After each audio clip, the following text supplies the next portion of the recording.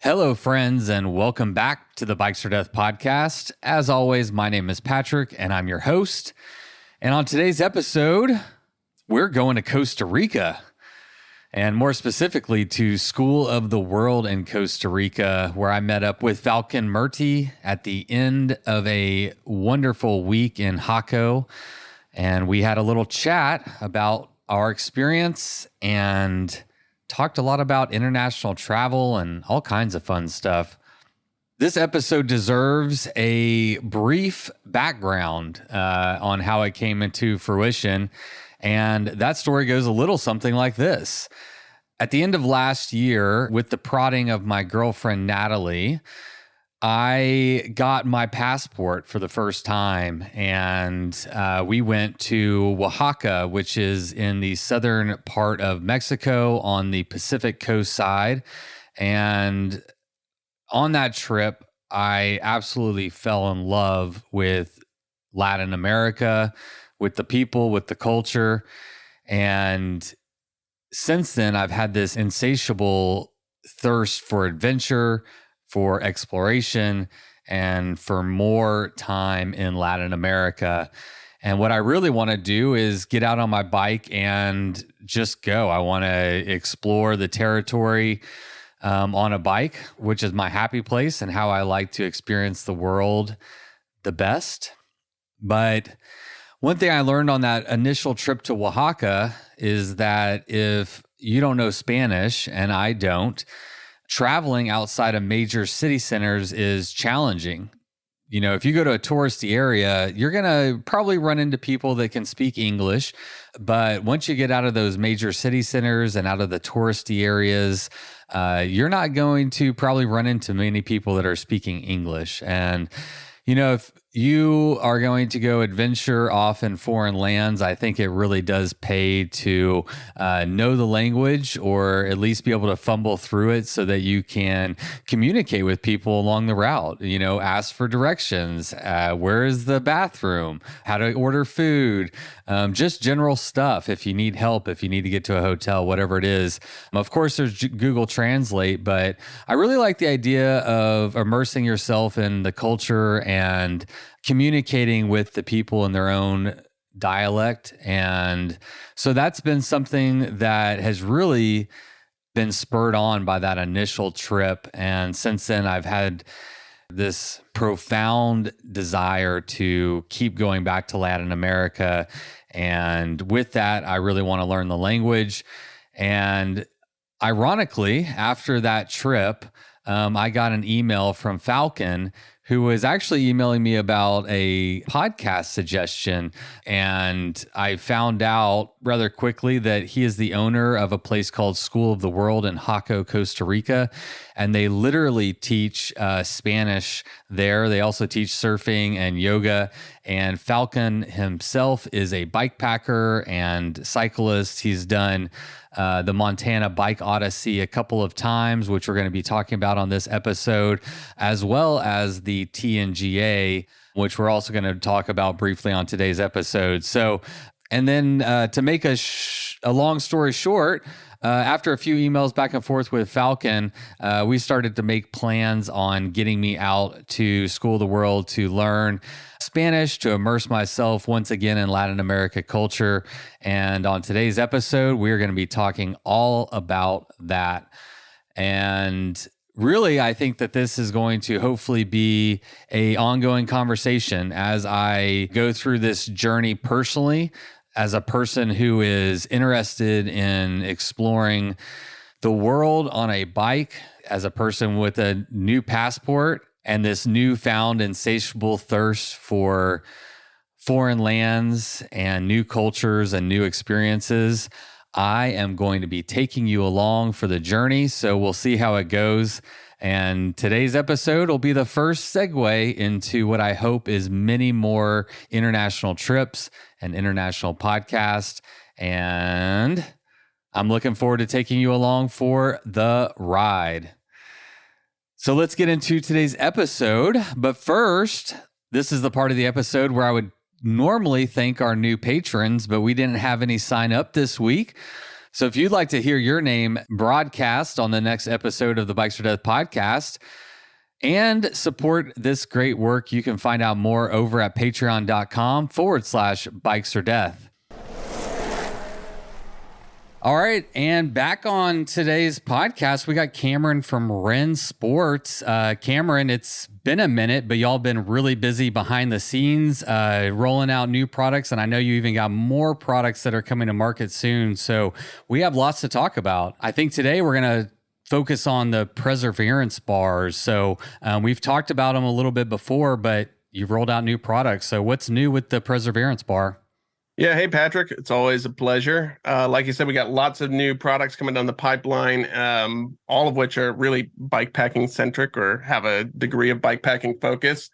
But yeah, the Perseverance bars are close to my heart. We've been systematically rolling out piece by piece, and we've talked about that before, but I'm happy to say that most of the package is now completely rolled out. So these are a drop bar and a flat bar. Last time we talked, it was just the flat bar. Now we got the flat and the drop bar. These are two bars that have that front loop. You know, a lot of people are familiar with the Jones bar. I had wanted to love that bar, but I found the angles to be too simplistic. It was really more about mounting accessories than additional hand space.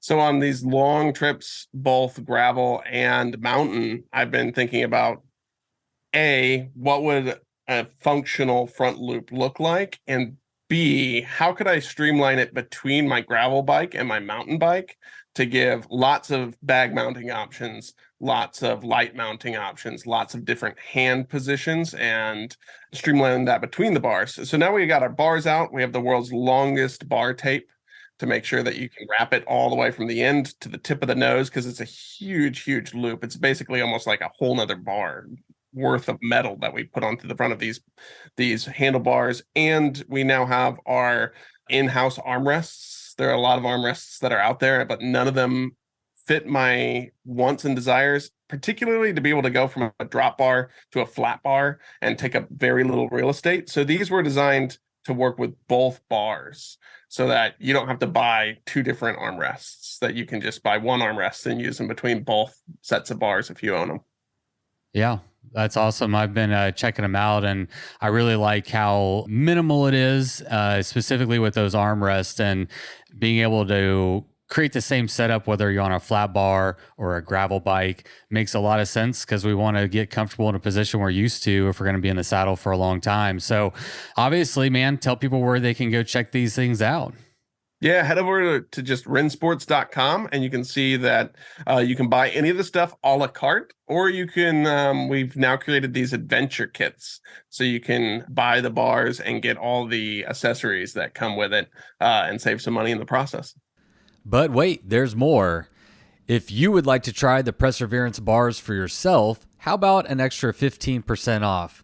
Just use the code BOD15 at checkout. Or if you use the link in the show notes or at bikesfordeath.com, the 15% discount is already applied. Happy shopping. Today's episode is also brought to us by my friends over at Stan's No Tubes. Today, I want to tell you about their race sealant.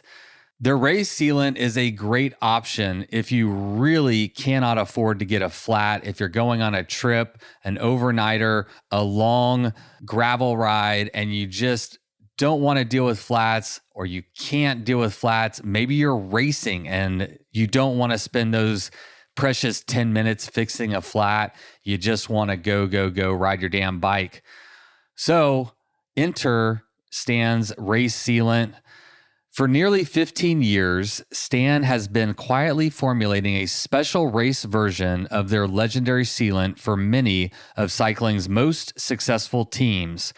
Working with athletes who push themselves and their tubeless systems to the absolute limit, they've developed a proprietary sealant formula with close to twice the amount of their standard sealant crystals, plus an XL crystal capable of sealing even larger punctures.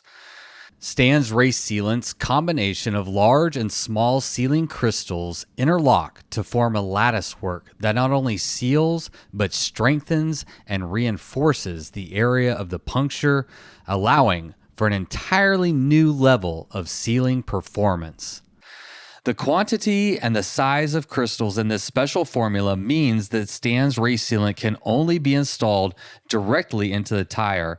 As a result of its immense sealing capabilities, race sealant is not compatible with injectors or other valve installation methods. Race sealant should be inspected every 2 to 3 weeks for best performance, and be sure to rinse the race sealant out of used tires intended to be stored or reinstalled.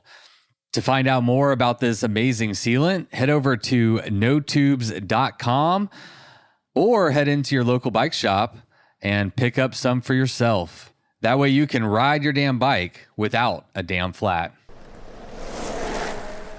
Today's episode is also made possible by the School of the World in Jaco, Costa Rica, where I just got back from. Of course, you can find out more details about them on the website or in the show notes. And if you have any questions about my personal experience, feel free to reach out. I'd be happy to answer any questions. All right, that's it. The bills have been paid, and now it is time to get to my chat with Falcon. But first, let's have Miles Arbor kick it off with the Bikes for Death theme song. You load up your bike, you ride away from home. You could be with your friends or you could be alone. You ride for a day or maybe more. You just love being in the great outdoors. Everything you need is strapped to your bars, including that new pillow you got from Santa Claus. And then you think, oh shit, to yourself. You left that super lightweight tent on the living room shelf. Bikes. Or death. Bikes. Or death. Podcast. Is that pretty good? Yeah, tell me about the waves. Yeah, so it's a nice offshore breeze this morning. Tide was at about 9 o'clock. I got out there a little before 7, and it was super sunny and clear and glassy, and the waves were closing out, but that was still managed to catch a few rights and a few lefts. It stayed open long enough, and it was nice because there's a bunch of friends out in the water, and just made for a nice, fun experience. How long have you been surfing? So I started surfing kind of when I was in college. I used to go with my buddies, and I would go surf, and we'd take these all-night road trips from the University of Georgia in Athens out to Cape Hatteras, North Carolina, and we would just get in my buddy's van named Matilda, and we'd drive there. We took it was 10 hours or something. It was a long drive, and we'd show up and try to surf, and every time we got skunked because the waves were crap, and there was just nothing. We didn't know anything, so we were going to try to surf. And so that was my introduction to surfing, and that was a long time ago. I was in my early 20s. I'm in my mid-40s now. So, but at 29 is when I actually started surfing. Yeah. And that's when I came to Costa Rica to surf and learn Spanish. To the school. That's a good tie-in. Yeah. So for the listening audience, where are we right now? So we're sitting at the School of the World in Jaco, Costa Rica, in my studio, which is open air. Yeah. Just saw a hummingbird fly by a second ago, and it wouldn't surprise me at all if an iguana comes walking over the railing right there. I was about to say, we got birds. Yeah, there's I think we will see an iguana at some point. It's pretty likely. They're all over the place. Yeah, I was telling Natalie, every place you go to has their own thing or animal or reptile or whatever it is that's running around. In Kauai, they have roosters and chickens everywhere. Come here, they have iguanas everywhere. Oaxaca's wild dogs everywhere, but it's yeah, I love the iguanas. I love them. Yeah, they're kind of magnificent. There's a lot of them here, and it's funny because they're vying for territory quite often. So I've seen them 2 big ones, and I'm exaggerating a little bit when I say they're dog sized, but they're big, Yeah. 4 or 5 feet long, and I've seen them wrestling here. And I think one day, actually, the 2 of them fell from that roof down onto this deck space right here and just kept kept going. Like didn't phase him at all. Yeah. But I think there's probably, if I had to guess, there's probably 20 of them that live on the campus here. Like I've counted 10 in that orchid tree. It's cool. Yeah, when Spanish class the first day, there was just an iguana and I get excited about wildlife. I get really excited, and so I'm like, oh my gosh, there's an iguana right there. And I had to take a break and go take pictures, but I love it. This is a wild place. This is a wild and a beautiful place. We were at dinner last night, and we got to see the scarlet macaws, and we were at this restaurant that was like elevated, looking down to the ocean and the jungle below. So we were up in the treetops with white-faced monkeys and scarlet macaws, and the way you described them was it sounds like a pterodactyl, and they were like death diving, and it looked like they were fighting or something. I mean, it was like, it was out of this world, It was really cool. They're a success story here in Costa Rica. I think for a while they were hunted and almost kind of to the point where they were extinct. For meat? Or I don't think they were more like, I don't know what, for plumage, for like decoration, because they're rainbow colored, right? They're red, blue, green. I mean, they have just all the colors of the rainbow on them. And Costa Rica put some laws in place to stop it, and they've rebounded. And now, you see them in flocks flying all over the country, and it's really beautiful. They are loud, though, like pterodactyl loud. Yeah. Oh, speaking of loud, that iguana, we had an iguana run across. I didn't even know it was an iguana. Natalie and I were in our room, and I guess an iguana ran across the rooftop, and it sounded like, Natalie and I were like, did someone just die and like fall off the roof? Yeah. And I came outside, and you're like, that was just an iguana. I'm like, holy shit.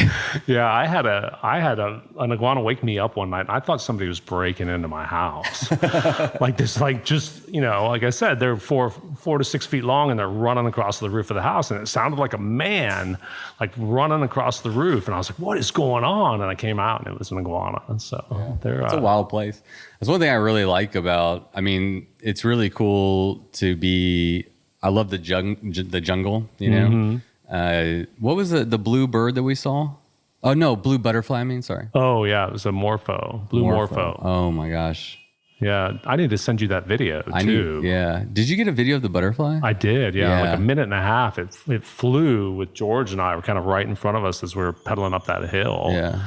And it was just like going up and down, and kind of went in between us, and then went up over our heads, but it was right, like it was really cool. And you could catch, they're close to anywhere from 8 to 12 inches in diameter. Like it's a huge butterfly, and they're iridescent. So when the sun hits it, like it reflects that blue. So you can see that in that video I made. It was really, cool. Yeah, I would love that. I've seen them out in the surf before too, which really? There's a pair of them out in the surf one morning for sunrise. And it's magical. I'd say Costa Rica in general, like I've been to a lot of beautiful places, but it's amazing how often I'm blown away by just a moment of beauty here, whether it's sitting out in the surf and seeing blue morphos fly by, or being out in the surf and the sun setting, and I look back over my shoulder and there's a double rainbow and a scarlet macaw flying over. These are all things I've seen, or a sea turtle and a dolphin and a baby dolphin, just crazy. It's crazy. And I often kind of pinch myself and have to just acknowledge how lucky I am to be able to experience this beautiful place. And it was, the first time I came, which was 20 years ago at this point, it got me then too. And I was here with a buddy, and I was like, it was a sunset, and I just remember sitting on the beach with him going, man, like somehow, someday, some way, I'm going to end up at least figure out a way to spend more time in Costa Rica. Yeah. That was one of the questions I wanted to ask you. Like, you do seem to be well-traveled from what I can tell. And obviously Costa Rica is beautiful. And personally, like I just recently got introduced to international travel in Latin America. I went to Oaxaca here, and next we're going to El Salvador, and absolutely enamored by Latin America and wanting to spend more time here. But I haven't had the opportunity to see as much as I would like to, and I'm curious, like what's your perspective? Like what really draws you in and made you want to, establish yourself here? Well, I think my first international trip, I guess it was my second international trip. I drove into Mexico from San Diego with a girlfriend of mine long time ago. But then like my first proper where I flew somewhere internationally was to Costa Rica. And I was in my early 20s. And my buddy Nate and I had spent 10 days traveling around the country on the chicken bus is what we used to call them. But like you get on the bus and, they didn't have AC, they didn't have bathrooms, generally there were chickens, like just in, it's a challenge, but we spent 10 days traveling around the country, seeing it all. And I just remember at the time being blown away by how nice everybody was, how beautiful it was. That kind of pura vida, the saying here where it's pura vida, which, translates to pure life, but it's just like, it's just a way of life, obviously, but it's you like kind of take it easy and don't sweat the small stuff. I don't know, but I have an example, maybe a little example. Our Spanish instructor, when we went to the farmers market, so we do these labs where they take us and do Spanish immersion, and we got to go to the farmers market and order. I bought some oranges in Spanish, Español, but on the way back, someone cut her off. And when she was driving, and she's like, pura vida, just like, so don't sweat the small stuff, man. Don't worry about it. Yeah, it doesn't and that's really so mean true. anything. You feel that here, like there doesn't seem to be that tension, Yeah. So the people, the people and the environment, just how wild it is. It spoke to me. I don't know the best way to describe it, but I'd always read, when I was growing up, I read books about, people living on deserted islands and explorers and, all of that. And being in Costa Rica, it felt like I was in a place that was still wild. Yeah. And, it's changed a lot, but it still is. Like when those rides that we went on, like you get out, like it's easy to get out into the middle of nowhere quick. Yeah. And, seeing monkeys and snakes and blue morphos and all of that is common. But so that 10-day trip that I took down here was my introduction to Costa Rica. And then a few years later, while I was in grad school, I was looking for a surf camp, and I was looking in Ecuador. I was in Montana for grad school, and it was cold, and I was like, I got to go somewhere warm, and I want to learn how to surf. I really do. So I was like, I'm gonna find a surf camp and go. And I found, actually, this was back in the day when they had directories on the web, so it was just a list of surf schools around the world, and one of them said surf in Spanish, and I was like, oh, that's perfect. I'm going to go surf and Spanish, because I was taking Spanish at the time as well. And so I sent off an email to this school. It's called School of the World, which is where we are now. Yeah. And they wrote me back and said, we got availability. Come on down. And I came for a month. And wait, you came for 10 days the first time, and then the second time it was for a month. Second time while I was in grad school, I came back to Costa Rica. And in the interim, I'd traveled at that point, started to see different places and been to Europe and hadn't been anywhere else in Central America at that point. But it traveled and started to understand travel and how enjoyable it was and all of that. But specifically, when I found the place in Costa Rica, I said, well, I've been, and I think it's common when it's like, might misspeak here a little bit, but for me anyways, for a little while, I was thinking about travel as, I've done that, right? Yep. I've gone to that place. Now I need to go to this place, and now I need to go to that place, and we only, generally have a week. So you don't want to do something again, because you're missing out on something else. Well, that trip in particular, the second trip back to Costa Rica, I was like, look, like I'm going to take Spanish. I'm really going to get to work on my surf. And I signed up for a month this time. So I came to Costa Rica and spent a month here, and it changed kind of my entire trajectory because first of all, I surfed for a month. And after as you know, it's hard, right? Yeah, very hard. You spend a week just trying to get a feel for it. You're in the white water. You're trying to, build your paddle strength, that sort of thing.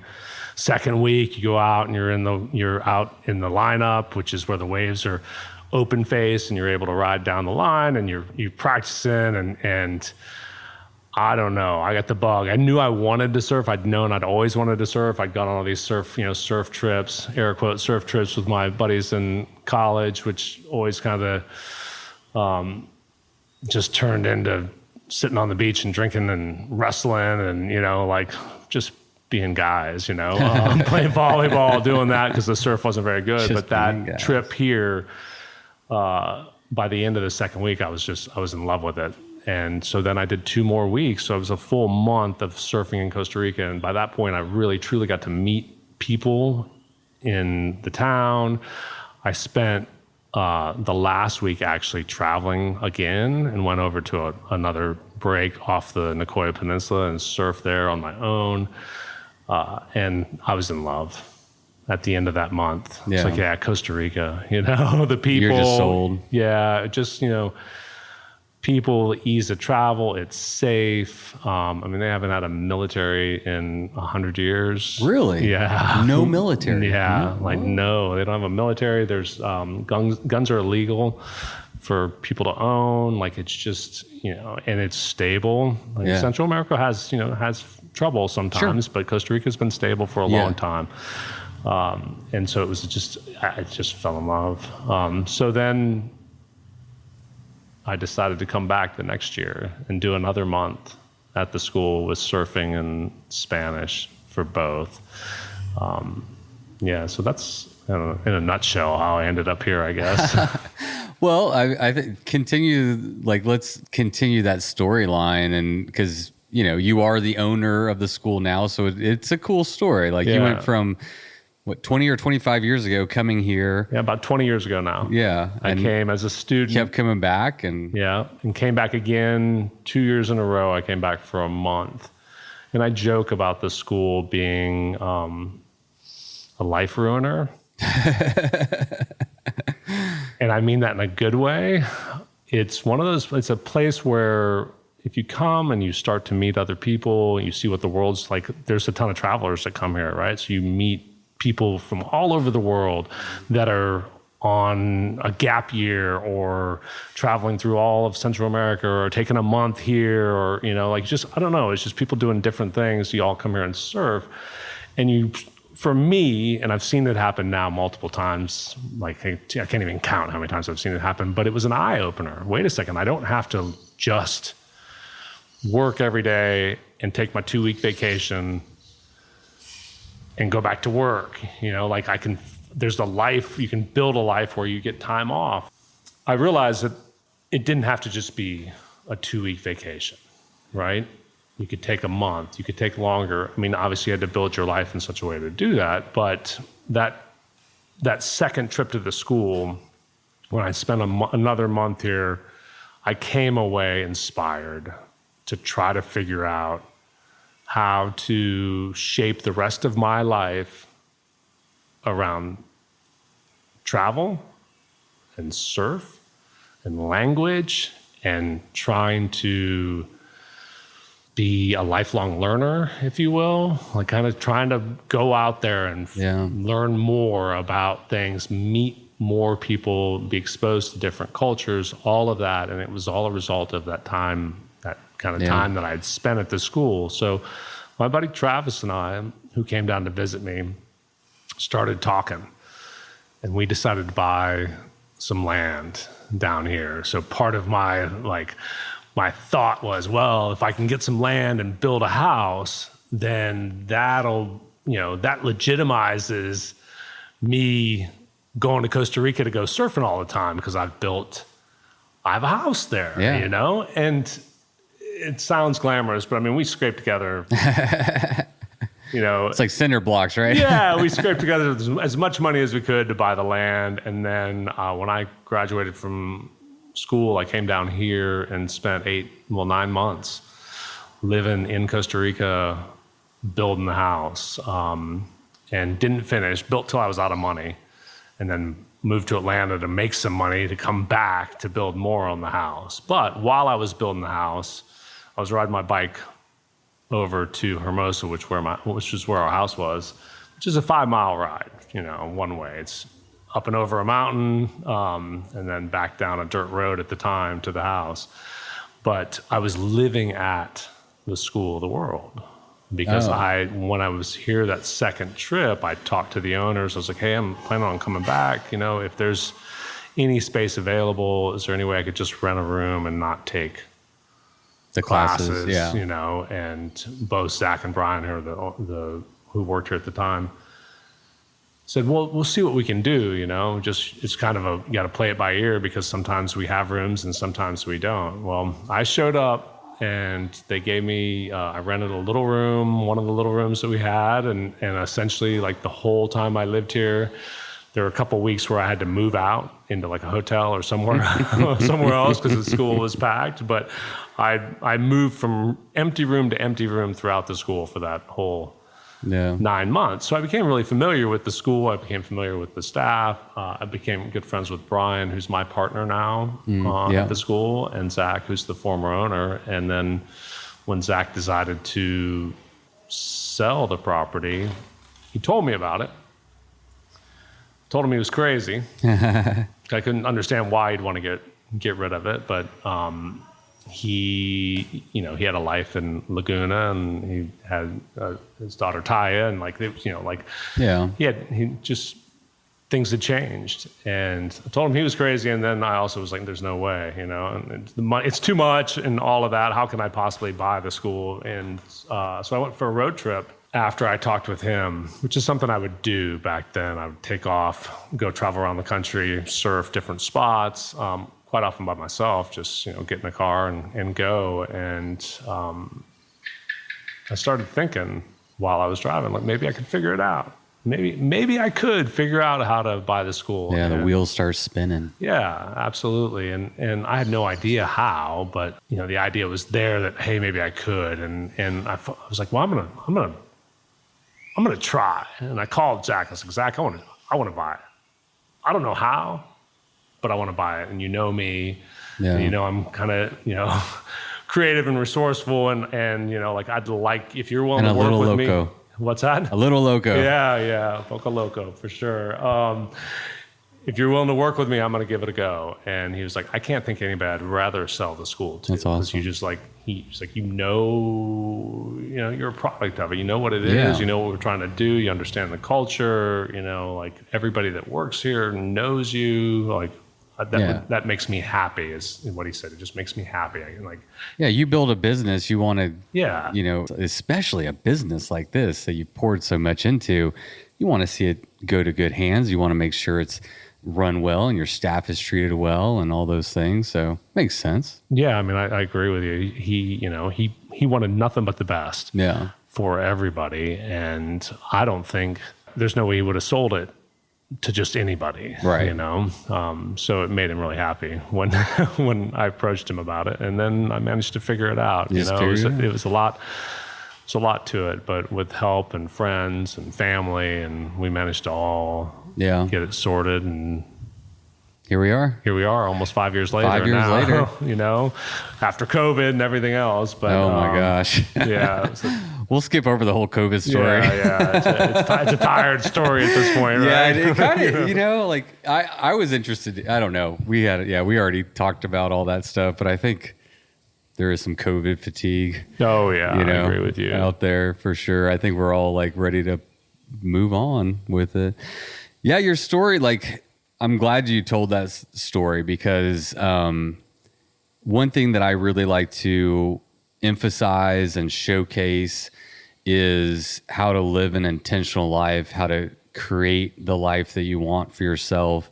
And I think, you and I are both products of American society and culture and our school system and, the job, the house, the wife, the 2 kids. And it sounds like you, at a young age, came here and that opened your eyes and it led you on a completely different trajectory.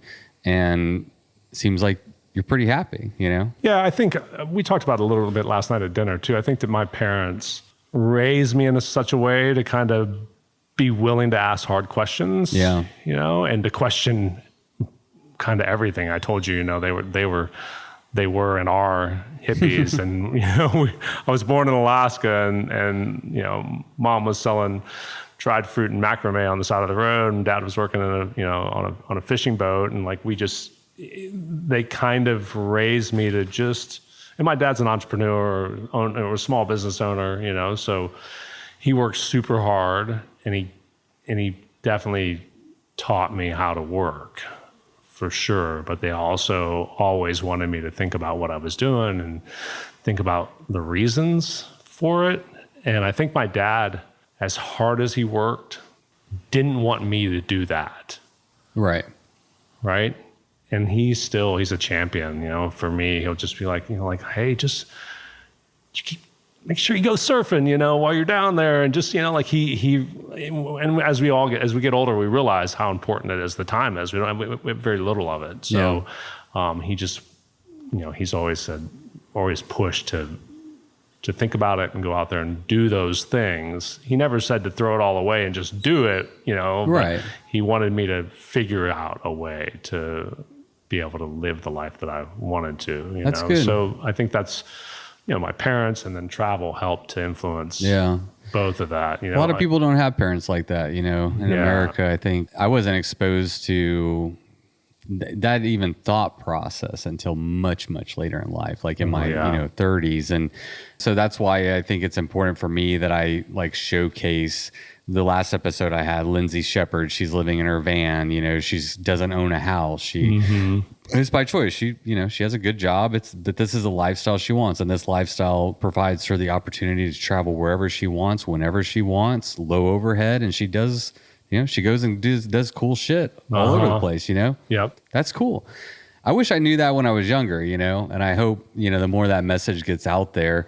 I mean, not everybody's going to go to Costa Rica and buy School of the World, but just planting that seed that you can create a life for yourself that is outside of what I think at least Americans consider kind of normal, Yeah. I mean, I think that's glossed over, but that when I said the school is a life ruiner. Yeah.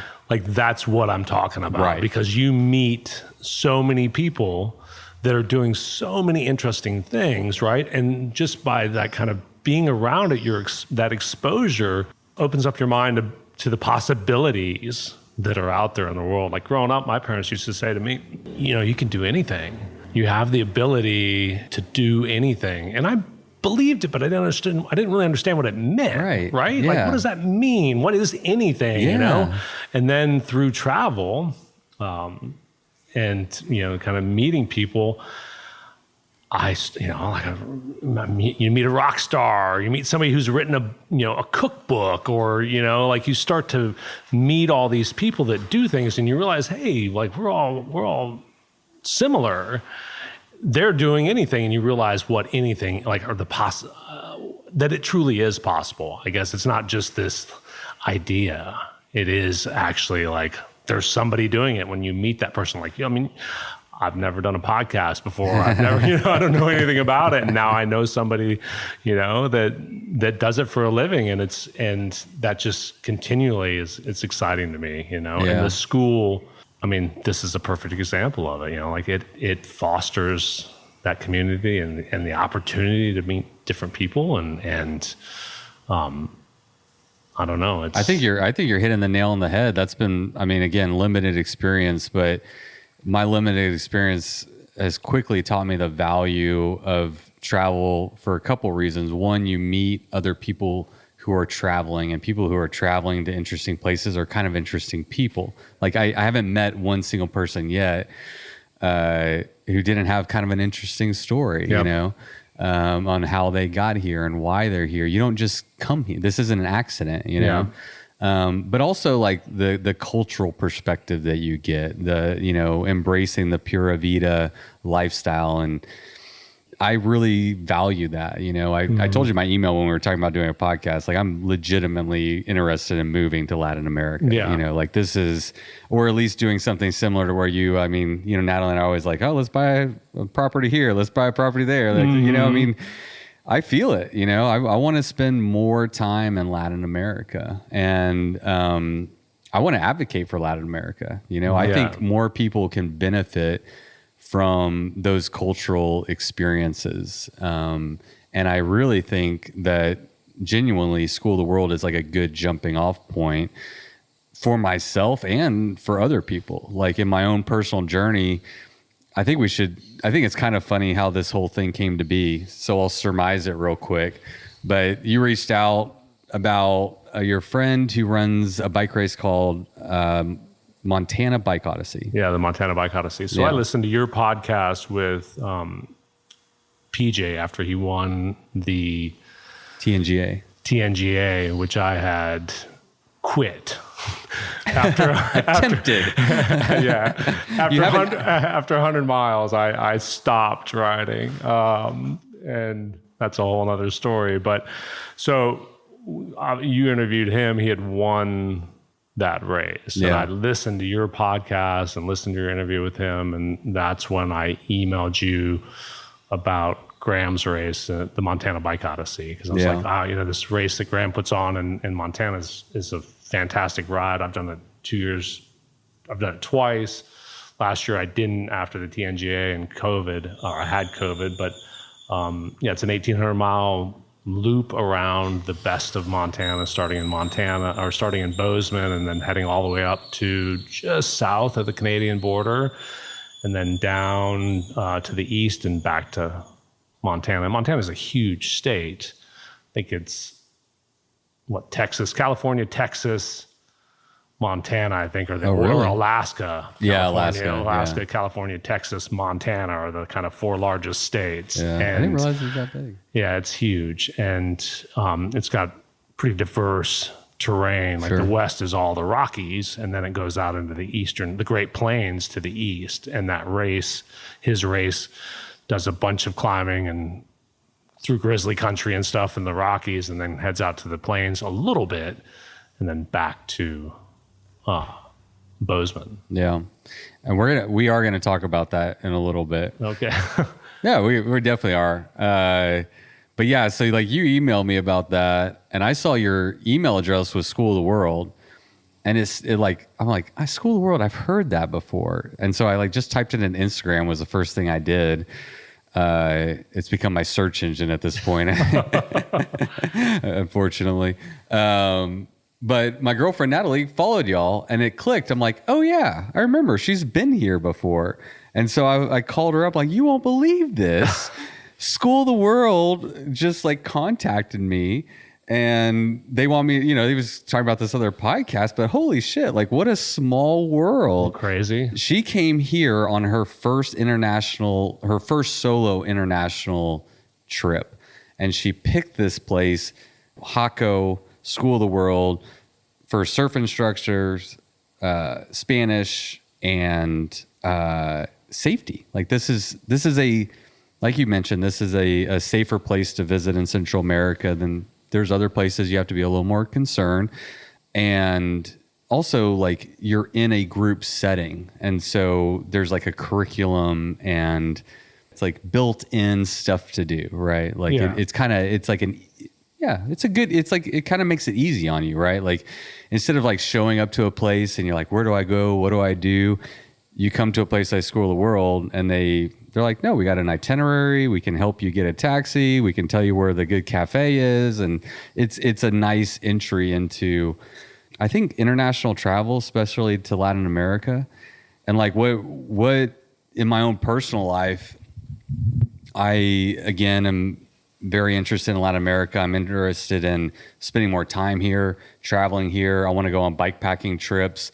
I like to get out of city centers. I want to go to the most remote places, and you can't do that if you don't know Spanish. Yeah. You know, you really, not safely. I don't think, I wouldn't recommend it. You know, whenever I went to Oaxaca, that was a real eye-opening thing for me, because Natalie speaks pretty good Spanish. And I would have very struggled. I wouldn't have died or anything, but I would have struggled to just order coffee or anything, because they're not speaking English there. Yep. Here in Jaco, most people can speak English, at least Yeah. some, I mean, you know. so most of the tourist towns, or towns that where tourists come in Costa Rica, there's, you know, people are speaking English as a second language. But you get out in the countryside from here, same thing.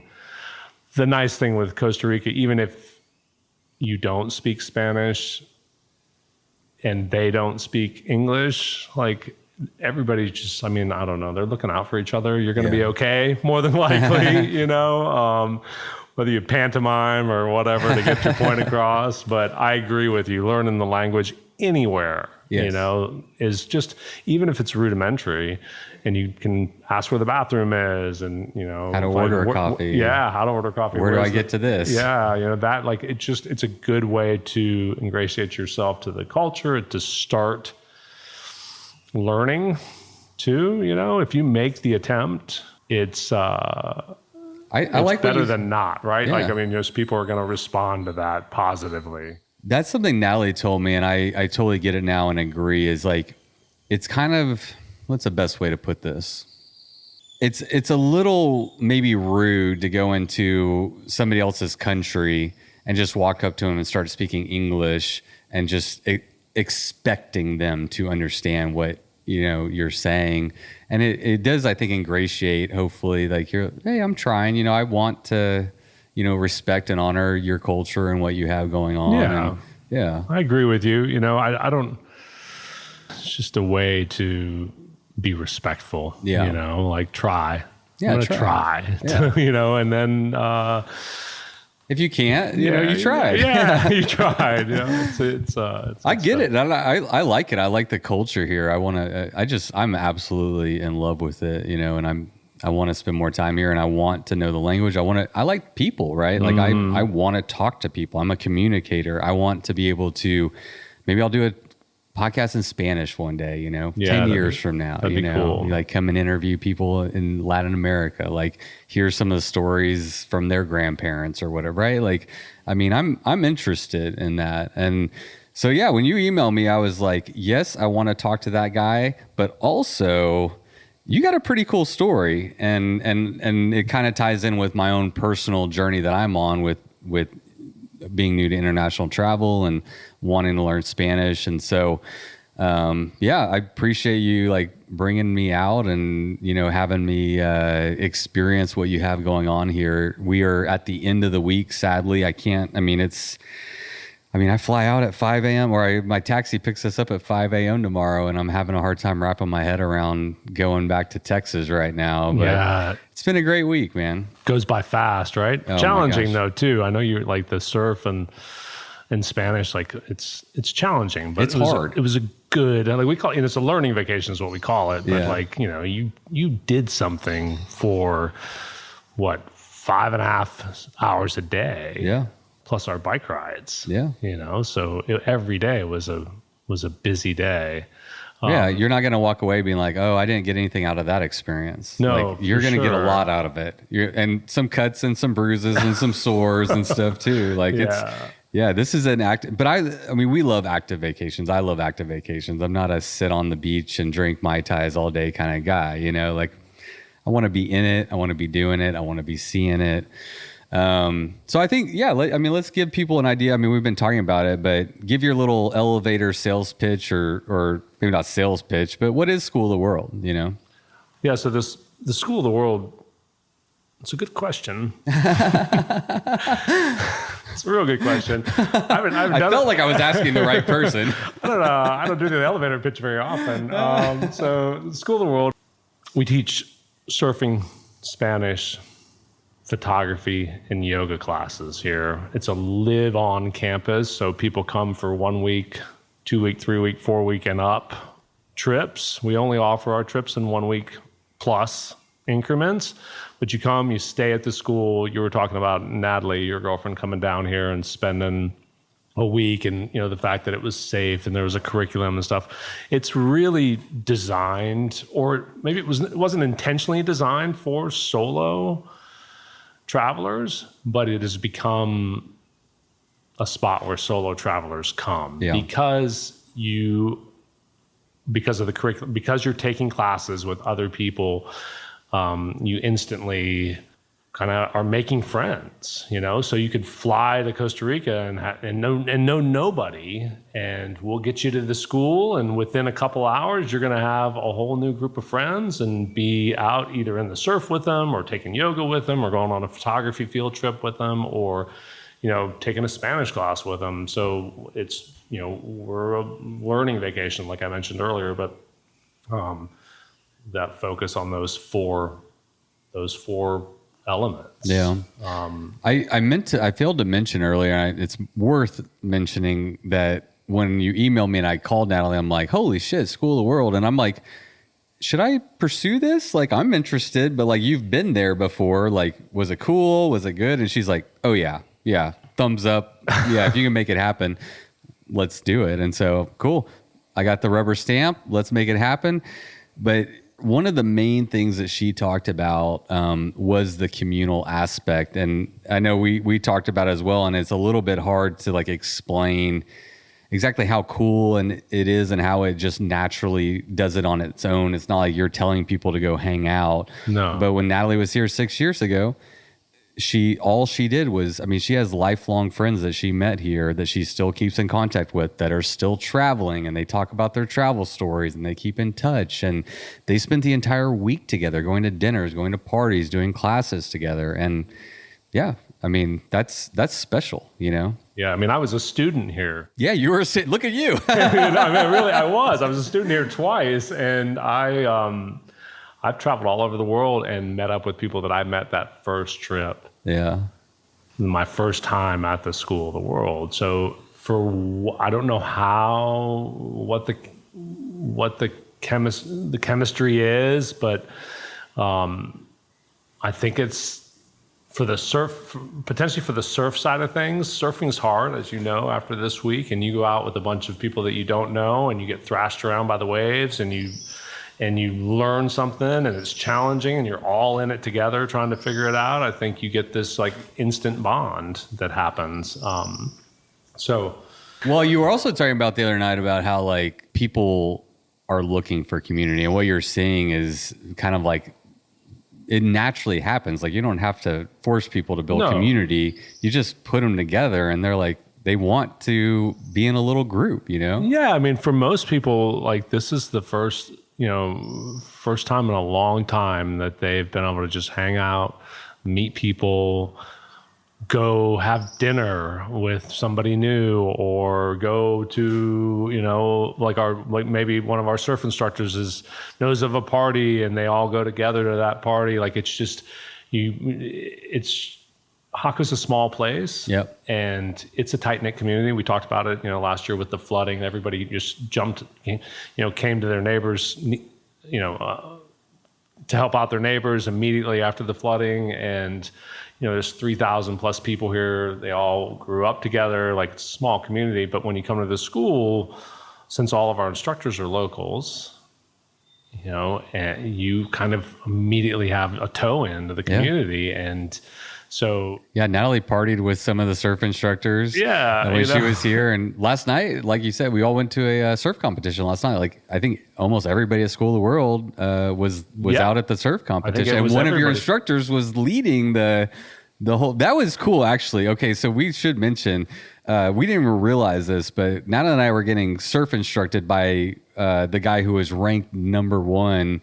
In the surfing competition. He didn't win last night, unfortunately. He got to the finals in first place, and rough waves last night. It was rough conditions, but getting taught by like the best in the area. Yeah, by Yogi. He is a phenomenal surfer and has been doing it for a long time, and he's a good coach. He really is. And you could see it. You see him in the water when you surf with him. He's just, I tell students, I'm like, if you want to catch waves, wherever he's at is where you want to be, because he knows the ocean. And last night, he did really well. It was fun to watch. The waves were kind of crappy, but it's the first time I'd seen a surf competition under lights. Outside, and the waves were huge and crashing right on the beach. It was looked like tough conditions for sure. Like real tough conditions out there. But the kind of instant community is pretty phenomenal. Yeah, and that's good. It's just it's a component of like all living together too. Like essentially it's a big house. It's a 13-room house. We share a kitchen. We had a big dinner or a big lunch yesterday for Pedro's birthday, and a bunch of students joined, you joined, and just like that kind of stuff happens, whether it's a birthday or it's a student's birthday, like just spontaneous gatherings. Yeah. And it's because we're together, right? Doing similar things, but I don't know, it just makes for kind of good friends fast. Is really what happens. I think it's just cool people. Like, you don't come and do this on accident. You're living an intentional life. You're curious. You're adventurous. You're something. There's something there. You're all doing it, and there's a connection. I think the classes really help to like solidify those bonds, because you're going to be in classes with these people. You're cooking in the same kitchen, and so everybody is kind of. There was a lot of group dinners, like, hey, we're doing this tonight. Who wants in? And let's cook together and let's eat together. And it's really cool. I don't know if this is a good question or not. I think maybe let's try it. Who do you think is a good? I don't want to use the word customer, but who comes to the School of the World? Who comes to School of the World? Like, listening audience. Like, who would want to come here? So it's gonna sound like an easy answer, but we tend to be, if you are interested, like if somebody just has the inkling to want to learn, if you want to learn, right, then the school's the right spot to come from a traveling perspective, as a traveling destination,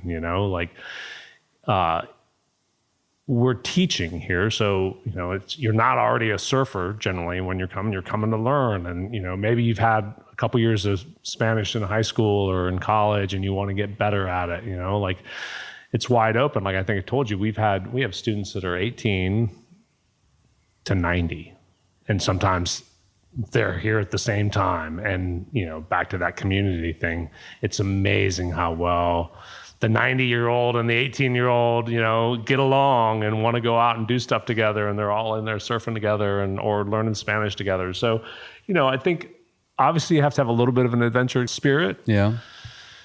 Because you got to get on the plane, you got to book it.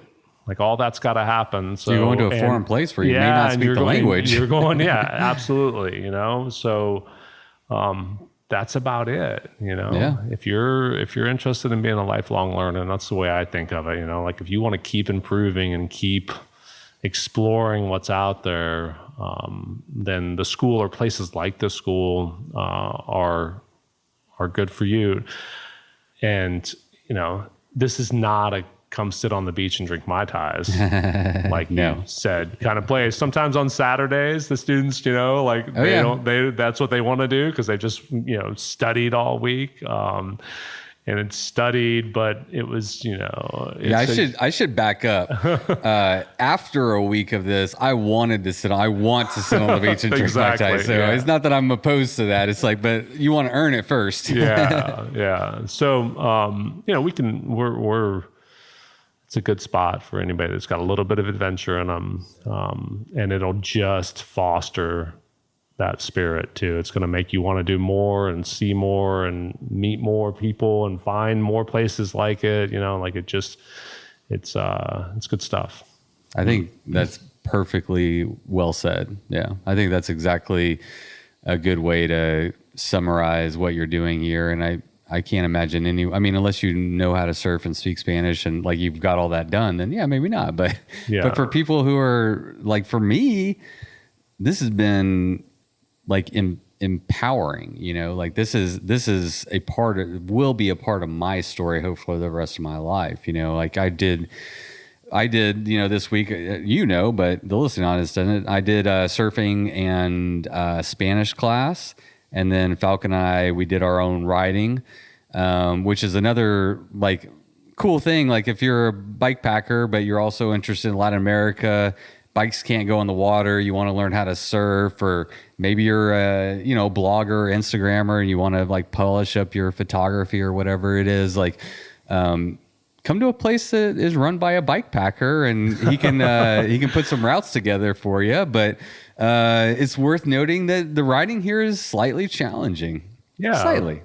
Yeah, I mean, there's Costa Rica is a mountainous country, and we're at sea level right here. And you quickly, to get to any of the riding, you got to climb, and it's hot. Yeah, but it's really rewarding too. You know, like once you get up into the mountains here, the other night I was riding, every evening I was riding, and there was a family of white-faced monkeys that were just raising hell in the trees above me, and I stopped and took video, and just like kind of what I was talking about earlier, I'm like reveling in just how fortunate and how beautiful Costa Rica is. You know, like it was another one of those, like these, look at all these, these monkeys, and I just was out for a bike ride. Yeah. I mean, it was a challenging bike ride, but I was out for a bike ride, Well, listen, I mean, let's talk about the riding here. I'm coming from Texas. It's hot and humid here, but we just don't have the hills. Like you're from Georgia, and we're, TNGA territory. And if you come from a place that has climbing, I mean, it's hot, it's humid, and there's some climbing, but I mean, it's not like, it's doable. It's absolutely. doable. Yeah. It's just, I struggled the first ride we went on. We started later than, we had to go to the bike shop. We had to wait for it to open. But the move here, at least this part of the year, I don't know, maybe it's the whole year, is to either go early or go late. Yeah. Because we were on this climb on the first day we went for a ride, and the sun was just, we ate breakfast. that was a steep. I want to see the grade on that climb, because I remember we rode it twice, right? We went down the second time. When I was going down, I was like, yeah, this is steep, and I didn't, the first time I went down it, I was just like having fun going down it. I wasn't really paying attention to how steep. I think it's like 15% or something. Yeah, it's a 15 chunk. to 18. Yeah, like it's a steep climb. It's a steep for sure. climb. Steep gravel road. It cooked me, man. It cooked me. Yeah, but it's just in your defense, it was 11 o'clock in the morning, and that's like kind of that window from 10 to 3 is the hottest part of the day here. And it was exposed, and it was a cooker. Oh yeah, sure. I mean, no shame in my game. I lost my lunch. Literally. Yeah, it's out there somewhere. The scarlet macaws ate that. I hope not. But anyway, I mean, I think it's definitely rideable, and it's beautiful, and it's worth it. With the other ride we did, where we went out to we rode all the way down the beach, was just beautiful. Riding my bike in different places is like one of my personal favorite things to do, obviously.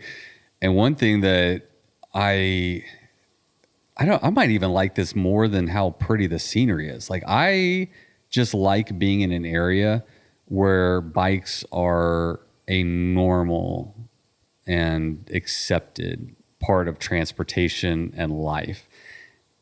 Any time of day. The first thing I did when I got here at 11 o'clock at night, I stole your bike and I went to a 24-hour burger joint down in the main street of Jaco, and got a burger. And I mean, there's people riding around on bikes. There's people they got their girlfriend on their top tube and they're riding around, and they got fruits or what. Like, it's just so common and it's so expected. Natalie and I were talking when we were riding back on this highway. There is only one highway, and we were on it. Yeah. And it's not even much of a highway, but whatever. It's the main. That's the main. It's the Costa Rica, which is the main highway. It starts in Panama and runs all the way up, and that continues through the states up to. Oh, that's interesting. To Alaska, it's the highway. It's the highway that runs through all of Central America, and it's it's the way things are carried via truck through Central America. That's cool. Yeah, but it didn't feel like much of a highway, right? No, it didn't. And the other thing is, it just feels safe. There's still traffic, there's still cars, but I feel like there's an acceptance and awareness of pedestrians and cyclists that is Pura Vida. Like nobody's pissed off that you're riding on the road or you cut them off in, traffic or anything. It feels like they're genuinely looking out for you. They're like, if you decide like, you're like, okay, this is my moment to cross the road and you go, no one's going to honk at you and get pissed off or whatever. They're just like, okay, they hit their brakes and they just go on with their way. And we were riding into opposing traffic. I mean, you kind of ride your bike any way you want. You ride your damn bike any way you want. And I'm like, I think I want that, right? I want that in my life. I want to be in a place where that is normal, accepted, and I feel safe, I think, for people listening, the idea of, just coming to a place and you could live on your bike here. You don't ever need to get a taxi. You can just get your bike. You can go bar hopping, you can go to a restaurant, you can go to the beach. And it feels good in a way that I can't even really express or describe, but it's something that I lack in my personal life and I'm into it. Yeah. It's a simple life. Like I was explaining to you the other day, like when I go surfing, I grab my surfboard, I get on my bike and I ride down to the beach. Yeah. And it's so nice to not get in a car, you know? And at some points, like maybe I should get in a car and drive over to another beach or, go, but it's like, I like my bike. I like how simple it is. Everybody's riding bikes because that's just how people get around. It's expensive to have a car. So, most people can afford a bicycle, $100 bicycle, and they'll ride it to the wheels. Off. A lot of bike shops here too. Yeah. We went in like that bike shop we went into the first morning when we were going to go for that ride. I was surprised because they had a full suspension carbon e-bike on the floor, and I don't know the price tag, but $10,000 or $15,000. Yeah, I don't know. Like, yeah, they have legitimate bike shops here, and yeah, we found the parts we needed. They got us in so fast. Like we walked in a little bit early. They weren't even open yet, but he came downstairs and they put our stuff in the stand and within 10 minutes we were out of there. George had to go get his bike fixed because the shifter broke and they just fixed it. And you were even mentioning like even getting work done. I mean, I don't know how relevant this is, but I think it speaks to like the community and the culture. Like I think they want to help, like you said, like they're kind of looking out for you, Absolutely. Like, pull in there, you can ride your bike right into the shop area, and they're quick. They'll put down the tools and ask you what's going on. And if you need, like a cable adjusted or whatever, they'll do it. Like, it's not drop your bike off. And I have a great bike shop in Atlanta, but generally still I have to drop my bike off, and I come back the next day and get it if I'm lucky, Yeah. But here it's, I don't know. There's 3 mechanics in there quite often. So there were 3 there in there that morning. Yeah. So they're used to volume because there's a lot of bikes here. There are a lot of bikes for sure. Yeah. Again, we weren't in there very long, but like a kid looked like he was on his way to school. He has his backpack and his air and his tires low. He rode it in, pop. They filled him up and he went on his way. It's just, I can't even tell you like how much I appreciate that and how much I wish I had that in my life, there's a freedom there that I don't get to usually experience. And I like it. I like the fact it's not just safety, but people are genuinely like kind of looking out for you. And like nobody has any animosity for you because you're this stupid cyclist and everybody, Yeah, it's not, bikes were here before cars. Exactly. The second generation. I wish people would remember that streets were developed for bikes, not for cars. Yeah, okay? It's I wish people remembered that. I wish Americans have forgotten, and I guess a lot of places have. America was huge too, though, and I think that's part of the problem. Yeah, well, people weren't riding bikes as far, like commuting and everything on their bikes as often. I think like it was horses and then cars, where here the bicycle was here, as soon as there were bikes here, and it's a small enough country that people could ride their bikes to work and all that. It's just a theory. I don't know, but it's definitely, it's bike friendly. Yeah, for sure. I think, that's something I didn't expect. And really have enjoyed it. I don't know. Natalie and I tried the top tube thing where she We saw. You successfully did it. Oh, it was great. We got video to prove it. Yeah, you do. Falcon might send it to me one day. Oh yeah, it reminds me. He's gonna do it right now. But yeah, we've been seeing. I mean, it's just I just love it, man. People are resourceful, right? It's just like we were walking back from a cafe this morning, and we saw two ladies that were carrying like a really heavy bag, and one of them was carrying, and then like they set it down. And they tied a knot in the top of each loop of this bag, and one took one handle and one took the other, and then they started to carry it in unison down the street. And Natalie and I went to the grocery store the other day, and we were kind of fumbling with our groceries. I was like, see, like they figured it out, you know. It's like just little things, but you know, they weren't upset. I don't know. It's just Pura Vida, man. Everybody's just so chill. They're just doing their own thing, and it feels good. Yeah, I mean, it does feel real good. I was thinking that like the bikes here, all the bikes have baskets on them too. Yeah. Like pretty much every bike has a basket on it because, you know, you're not carrying anything. You stop at the grocery store on the way back from whatever errand you're running and you throw it in your basket and drive it up. I mean, the mountain bikes have baskets on them. Yeah. You know? Like, that one TT guy didn't have a basket on him. Oh no, he definitely didn't. That guy spent thousands of dollars on carbon rotors, I'm sure. Yeah. So he could buzz by you. Yeah, it scared the shit out of me when he went by it too. I was all worried about cars and I about clipped a bike as I was going out into the road there. Yeah. It was funny. Cool. Well, tell me how and when you were introduced to bike packing, because you did contact me originally about bike packing. I did. Yeah, I did. You tried. You tried. That's why I reached out to you, was bike packing. So I did a touring trip. I'd ridden my bike, you know, kind of growing up, always rode my bike everywhere. I lived in Iowa for a little while and in the middle of nowhere, Iowa, and would ride our bikes from one town to the next and just, then in Georgia, when I got a little bit older, I was always riding my bike. I don't know. I grew up on a bike. Yeah. It's just always been fun. It wasn't, I guess I used it to get places too all the time because I didn't have a car. So I was riding my bike to go see my girlfriend when I was in 7th grade, you know, hiding my bike in the bushes. So her dad didn't know I was there, whatever, you know, like that kind of stuff. So, but my buddy Graham that puts on the Montana Bike Odyssey, I think in 2015, 16, somewhere in there, he invited me to come ride with him, his dad, and his son on the Route 66 kind of bike route across America, leaving from Santa Monica. And it wasn't bike packing, we were touring, right? Touring. And I had 10 days off. That's all I could do. So I rode with them from Santa Monica to, I'm getting old.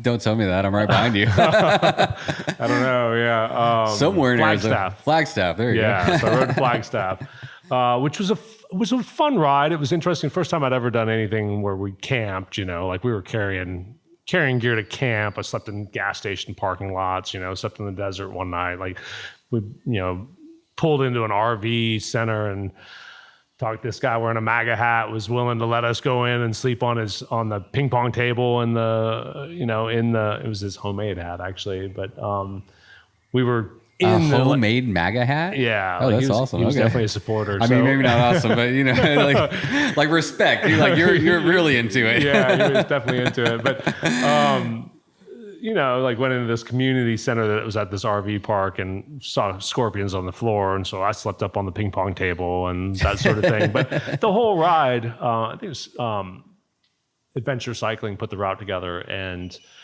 you know, there's parts through Arizona and California where there's really no way to ride without getting on a freeway or an interstate. And they've worked it out with the Department of Transportation in those states that you can ride, you know, certain segments of the freeway or certain segments of the interstate. Yeah. Which I don't like. I didn't like it at all. Like, it's just not like, it doesn't mix. Like bikes and cars going 70 or more didn't seem to mix.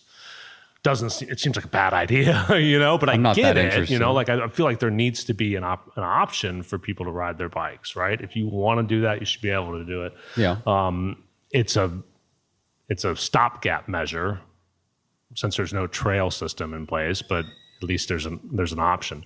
But did that trip with Graham and Lyman, his dad, and Ben, his son. And it was a great trip. But I said to him, I remember saying to him, I was like, I'd rather ride gravel and be out in the woods and, not really have to think about cars too much, know? And he agreed. He went on to do the Trans Am with his son. I think his son, Ben, at the time was 19. They did the Trans Am the next summer and then did the Trans Alba in Scotland and the following summer. So he didn't agree enough to stop doing it. Yeah, no, but I mean, he just kept cycling, but he did. Well, he agreed with my reasoning. But he's like, for me, I'm going to keep riding. But for you, sure. Yeah, do whatever you want. And then I think the following, maybe 2 years later, I met up with him and we rode, Sin and I and Graham and Aaron and Ben rode our bikes from Bordeaux, France, down to Sète on the Mediterranean. The Canal de Midi is a bike path that runs from there all the way down to the Mediterranean, up near the Atlantic, down to the Mediterranean. It's like 300 and some miles. That sounds perfect. We did it 10 days. We had baskets on our bikes. We rented bikes from a place in Toulouse, and it was, they were kind of a hybrid, like cushy seat, basket on the front, but we had panniers and we stayed in hotels, so I got a credit card. Style, but that was kind of the beginning of it. And on that trip, Graham mentioned he was thinking about putting together a gravel race. And so bike packing wasn't really on my radar, but Graham, who I'd reached out to you about, was and is a dear, dear friend. He was a mentor for a long time. He started out as my TA in college. That's when I met him, like day one. He was teaching me my intro to the design class as I was going through architecture school. And then I ended up running into him at the end of his final year of school, the end of my first year of school, asked him what he was doing. He was like, I'm going to build a house. He's an architect as well. He's like, well, we bought some land. We're going to build a house. And this is out in Montana, up in the mountains. We're going to build a house and on spec. And I was like, Graham, I don't know much about building houses, but I do know how to read a tape measure, and I'm a hard worker, and I want to learn. And so if you need anybody, let me know. And he ended up hiring me. So we spent, on that house, we worked together, just he and I, for a year, building the house. And I showed up on day one and cut the grass, and then we did all the foundation work, and we poured the foundation walls, and we did all the framing and the roofing and the siding, everything other than the trades. So I got to be really, really good friends with him. So that's a long story to kind of say, when he has an idea, I generally am at least going to support it. And so his idea was to put this Montana Bike Odyssey together. He's like, he's working on it. And I was like, well, I'll do it. It's 1,800 miles. Shit, I don't know. Sounds really challenging, but hey, I'll give it a go. Yeah. And so Don't tell me that was your first bike packing event. First real deal. Bike packing event was an 1,800 mile trip through Montana. Yeah. What is it about you that is open to that idea? What is it about you that your friend says, hey, let's do the 66 route? You say, yeah, I'll sleep on a thing. Like, hey, 1,800 miles. I don't know. I'll try it. I think it's that lifelong learner stuff that I was talking about earlier. Like, I'm interested in just kind of, we got one go here, and I want to meet as many people and see as many things, and just drink as much of it as I can, like as much of life as I can. Right.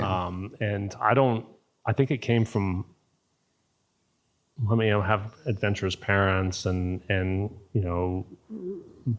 reading books as a kid and thinking about all those guys, those explorers and all that. I don't know, like I want to do things, and you're not scared though. Nah, I am, but I try not to let that. Don't let it dictate. Stop. me, Yeah. you know? That's the way to, like, fear is okay, Yeah, but I don't think let it's it take a good thing. the front seat, right? Like, Yeah, I mean, we talk to people. Cynthia and I talk about it all the time. Like, it's easy to find reasons not to do things. Like, that's the easiest thing in the world. yeah. No, I can't do it, you know, for whatever A, B, and C. But like figuring out how to do it or why to do it or saying yes, you know, when it's potentially, you know, out of your comfort zone, like that's hard. Yeah. It is hard. And I'm not good at it, but I do occasionally figure out how to say I think yes you're to pretty things. okay at it. Yeah, I think yes you're to pretty some okay. things. So that was the race. That was, I guess, my first bike packing experience, which really was like an ultra endurance 1,800 mile race. My goal was to do 100 miles a day and finish. That was actually my goal. I was like, I took the time off. I mean, I own my own business, but taking time away from work is hard for me.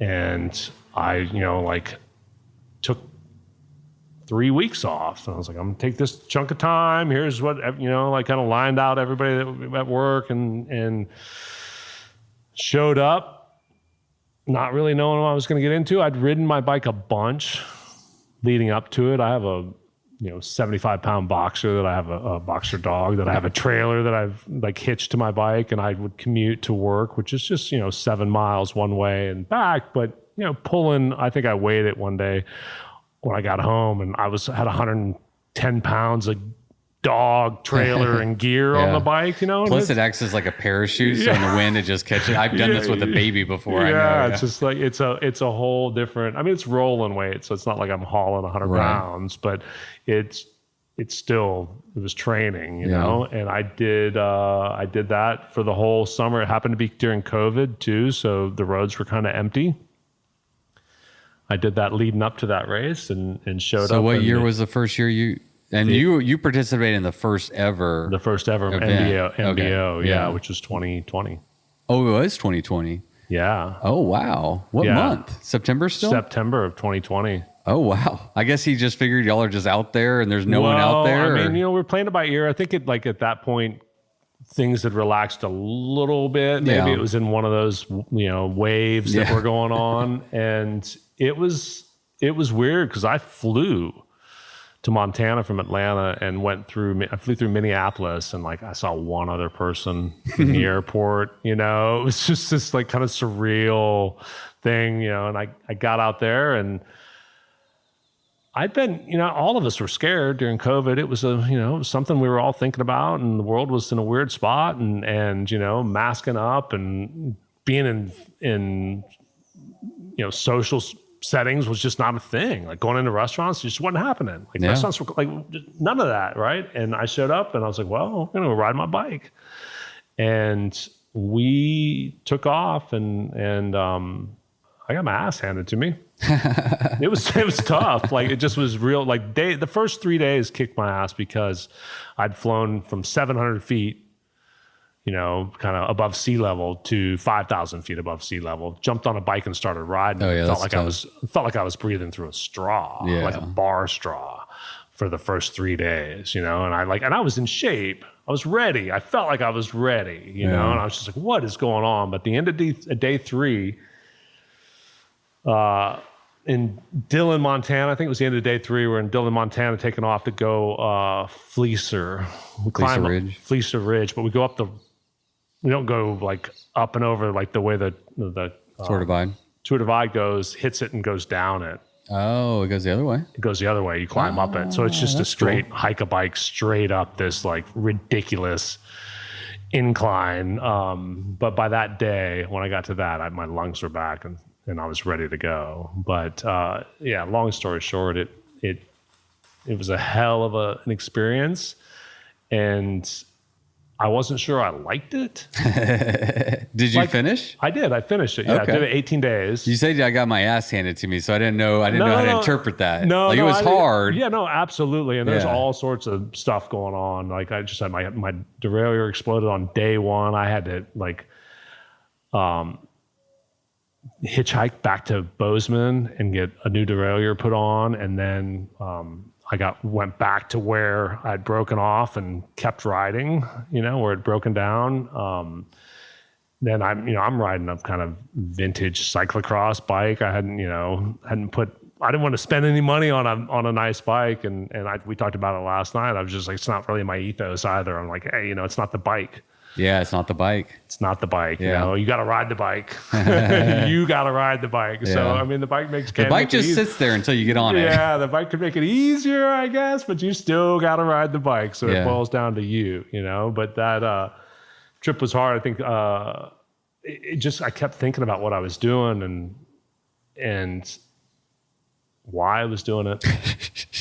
And this sounds like bikepacking. Yeah, you have to question why you're doing it. Yeah, I was like 7 or 8 days into it. And my right hand, I got up one morning and I went to the bathroom and I couldn't wipe my butt because my right hand was paralyzed, like in claw form. And I was like, what is going on? 5 years of podcasting, that's a new one, and I like it. Oh, sorry, I just like. No, I like it. I have this. So you want to be a bike packer? ... Are you ready to not be able to use your hand to wipe your ass because your hand is like in a deformed claw thing? Like that's bike pack, Like it's like if you're gonna take on something extreme, obviously there's like chill bike packing trips you don't have to do that. Yeah, you don't have to do that, but but you spend 10 to 18 hours a day on a bike. It's just not. You do everything you can to make it comfortable. Sure, but your body feels it absolutely and reacts to it. And in my case, my hand just went numb to the point where I couldn't use it. And it took months to come back, honestly. But that's what nerve is that? I forgot. There's that nerve, ulnar nerve? Yeah. Ulnar nerve. Yeah, that's in your hand. And I'm affected by it too. And I guess it's just how your hand has developed. Like some people, it really bothers them, and other people, like they don't have that issue at all. Yeah. In that sense, I've changed the way my bars are set up, and I have a different bike and all that. But I did that trip. That was my intro to it. And at the end of it, I told Graham, I was like, that was a hell of a time that we had out there. I'm not sure how I feel about it. It was intense. I might not ever do this again. I might sell my bike. Yeah, I don't know if I'll ever do this again. It's what was I trying to prove? It's just like you spend like 10 plus hours a day on a bike for 18 days. There's a lot of time to think. And that's hard.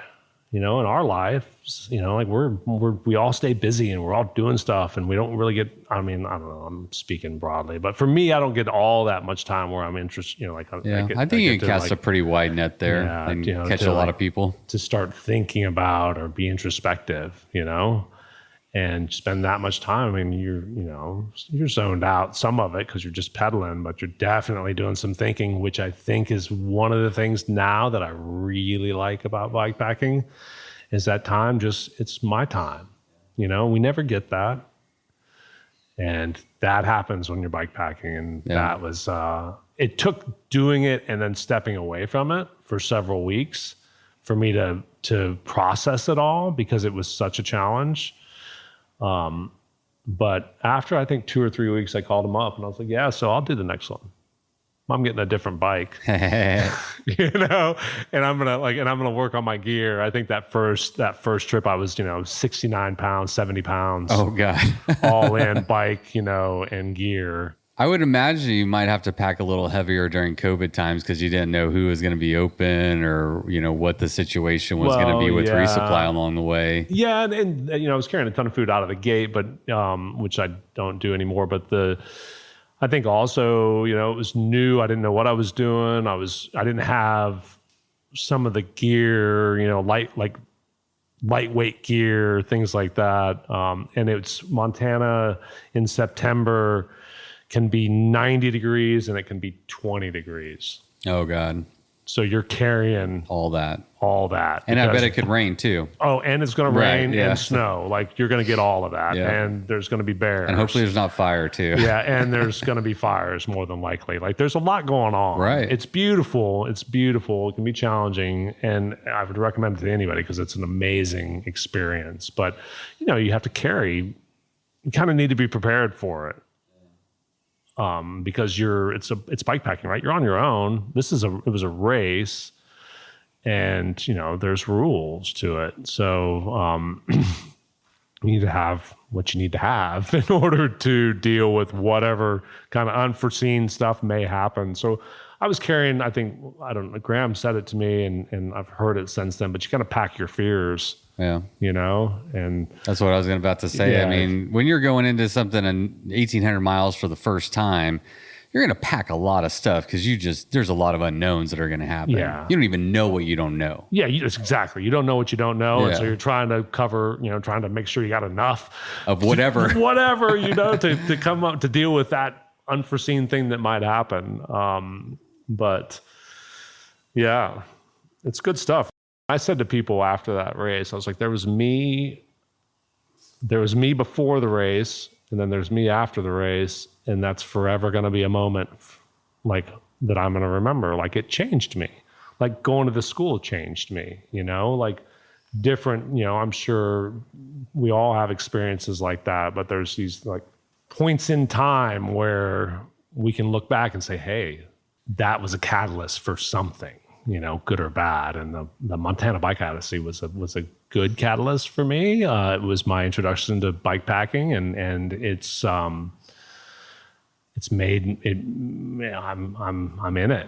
I'm riding. I rode it again the next year, and then tried the TNGA and didn't finish. And that was hard enough that I kind of quit.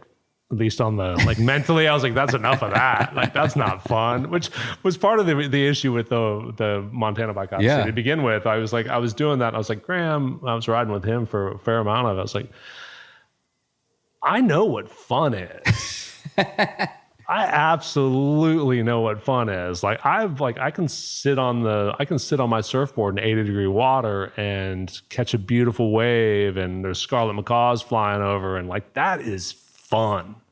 There's no fun when it's done, it's not type 2. It's just straight up fun. It's challenging. Yeah. But it's just straight up fun. There were times on that trip where I was like, this isn't really fun. This is hard, but it falls into that type 2 category where you Absolutely. Feel like you accomplished something. It was, physically challenging, mentally challenging. It was all those things that you have to overcome, which we don't get much of, like going to the office it's challenging. No, it's different. But it's a different thing, I talk about this a lot on hopefully not too much, but I think it's worth talking about that we are starved. We are starving ourselves of hard things, like evolutionary. We develop by doing hard things and being tough and resilient, and we don't give ourselves the opportunity to put ourselves in those environments. And we have to manufacture them, which is what we're doing. Yeah. But there's a value there that I think is intangible, that we're tapping into something that makes sense to our bodies and our brains, and it says, yes, I want to do that. Yeah. It's like what I said earlier about my parents saying you can do anything, and that just like going out and doing that, an 1,800-mile bike ride or a 360-mile bike ride or a 60-mile bike ride, whatever, like going out and doing it, setting a goal and doing it, that's you doing it. Yeah. It just solidifies that you can do anything. And I think those long bike trips, and they build on each other, and you start to gain even more confidence, and that translates or transfers to all the other challenges in life. Exactly. Those are mental tools that you can take into any area of your life. If you can ride 1,800 miles and get through grizzly country and fires and snow and mechanicals and all the things, and do it on your own, that's a very important aspect of this. Like, you can walk away from that being like, I did that. Yeah. I did that. And if you can take that perspective into any aspect of your life, I think it's going to serve you well. Yeah, I mean, I think it helps you get through those challenges that you run into. Even if you're not realizing it at the time. Like one of the guys in my office was like, I don't understand, like your job, like what you do for a living can be hard, you know? Like I own a surf Spanish school, but I also own a construction company and a design company, and building houses, high-end houses for clients it can be challenging, you know? Like there's a lot going on. There's a lot of moving parts. There's delays. There's all of that, and it's stressful and all that. And Billy in the office was like, I don't understand, you know, like you get enough of it. You get enough of it at work. Why do you need to go out and ride your bike like that? And I was like, yeah, because that makes the stuff at work easy.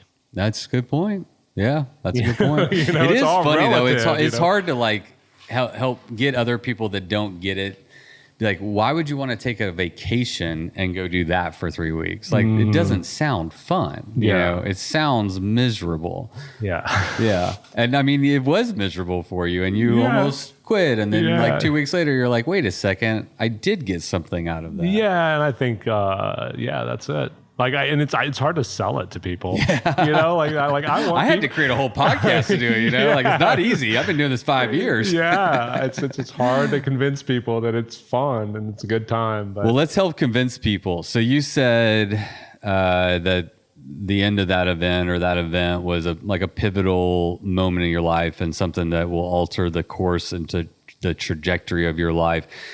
I'm assuming that you didn't mean that only to mean that, okay, now I bike pack. I assume that it added. No, it's exactly, you alluded to it a second ago. Like you just have there's so much confidence that comes out of overcoming something that is that challenging. Yeah. Right. That you can apply it to anything. Right. It's a shitty day at work. And be like, well, is it? You know, like, is it really? Yeah, like air conditioning. I could DoorDash some food. Like my shitter's right there. Yeah, I can wipe my butt. My hand's not paralyzed. Yeah. I mean, there's just so many things that come from that. You know, like being able to accomplish that goal, setting a big goal and accomplishing it, and that applies to anything. For me, I happen to just like bike packing is one of them. That is it's a good way for me to do it because it's also fairly simple. You know, like the goal is I need to finish this ride. Yeah. Whatever that is. And I got to pedal. Yep. And that's really what I got to do. I just got to get on my bike. And like you say, what you're saying, ride your damn bike. Like you just got to ride your damn bike. Yeah. And simple in theory. Yeah. You know, but it's because of that, it's accessible. Yeah. To a lot of people. Graham and I talk about it. I'm sure you realize it too, but bikepacking it's still inaccessible for a lot of people from how do you get the time off from work, you know, buying a bike, having the stuff, like the gear, all of that, like that adds up quick. So, you know, I think as a community, I don't know how, you know, I mean, I think you're doing it with your races, trying to make it more accessible. Do you know what I want to do? Because I think where we're at with bike packing right now is like, it is very accessible. I mean, we do have programs for, you know, I mean, there's programs out there and scholarships for people that would like to go adventure. I mean, there are resources, there's maps, there's podcasts, there's YouTube videos, I mean, you can go and ride the Tour Divide or go to Australia and ride whatever they have over there. What is that one? Tassie's Gift. That's actually in Tasmania, but it's close enough. You can ride that one. But you can go into that with a lot of information. Like you can listen. I've done podcasts on both of those events. Yeah. You know what kind of bike you need. You know what kind of tire you need. I think one of the biggest barriers to entry, we have a lot of information, but because we're all different, we want to do different type of riding. Some of us want to go with weekend with our buddies. Some of us want to do 1,800 miles. We're at different fitness levels. We're different sizes. So how much stuff can you put on your bike and how? It's like, I've been trying to figure out how this works, but create some kind of like bike packing consultant thing because I've done this a couple of times with significant others where, you know, like when I met Natalie, actually how we met was like, it was a dating app, but I was, you know, I put in my profile, do Bikes for Death. You know, I didn't say Bikes for Death in my but I was like, I do a podcast about bikes. And she saw I had pictures of me like riding my bike packing, and she was already like, she already bought a bike and she was like wanting to go do bike packing and was very new and hadn't done it yet, but was like on that course and seeking out. So she saw my profile and she's like, oh, that's interesting. Why don't I go on a date with this guy? Worst case scenario, I learned about bike packing, And, but I mean, one thing that she and I have talked about is like, I cut through, not because I'm amazing. I've been through the process. You've been through the process of, I've bought so much gear that didn't work or too much gear and knowing where it goes. And there's like, which stove do I get and where do I put it in my bag and what bags do I need? And do I do panniers or do I do traditional bike packing bags? And like delineating all that information down, like I can just go to Natalie. I'm just like, you just have to trust me. I'm going to tell you exactly what you need. And she can confirm. I'll get her on the podcast, but there hasn't been a misstep. I've accelerated her process. We've gone from, never doing it to this is exactly what you need, going on a first trip, and now you're bike packing, and I'd like to maybe at school, like, the same thing. Like I want to help facilitate people's access not only to the bikes, but really to outdoors, to the adventures that individual person wants to have. I want to unlock that for people. And it can be a little overwhelming right now, I think, with like all the information that's out there. Yeah. I think you're absolutely right. I think there's also that just cost of gear and stuff too that can get to be. It's excessive. Yeah, it's a lot, and so. But it's a singular investment. Hopefully, I mean, you got to keep maintaining your bike and stuff like so that. But what you're talking about, if you're able to kind of distill it down to the essentials, you're not like buying out of fear of the unknown, right? So I need to have these things. I need to have this. I need to have extra sleeping pad, and I'm going to have another, tarp for my tent. Like you start carrying all this extra stuff because you don't know. Like you've done it, you're able to teach. Here's what you need. Yeah, and I preach simplicity. Like, let's make it simple. Let's make it about you and your bike.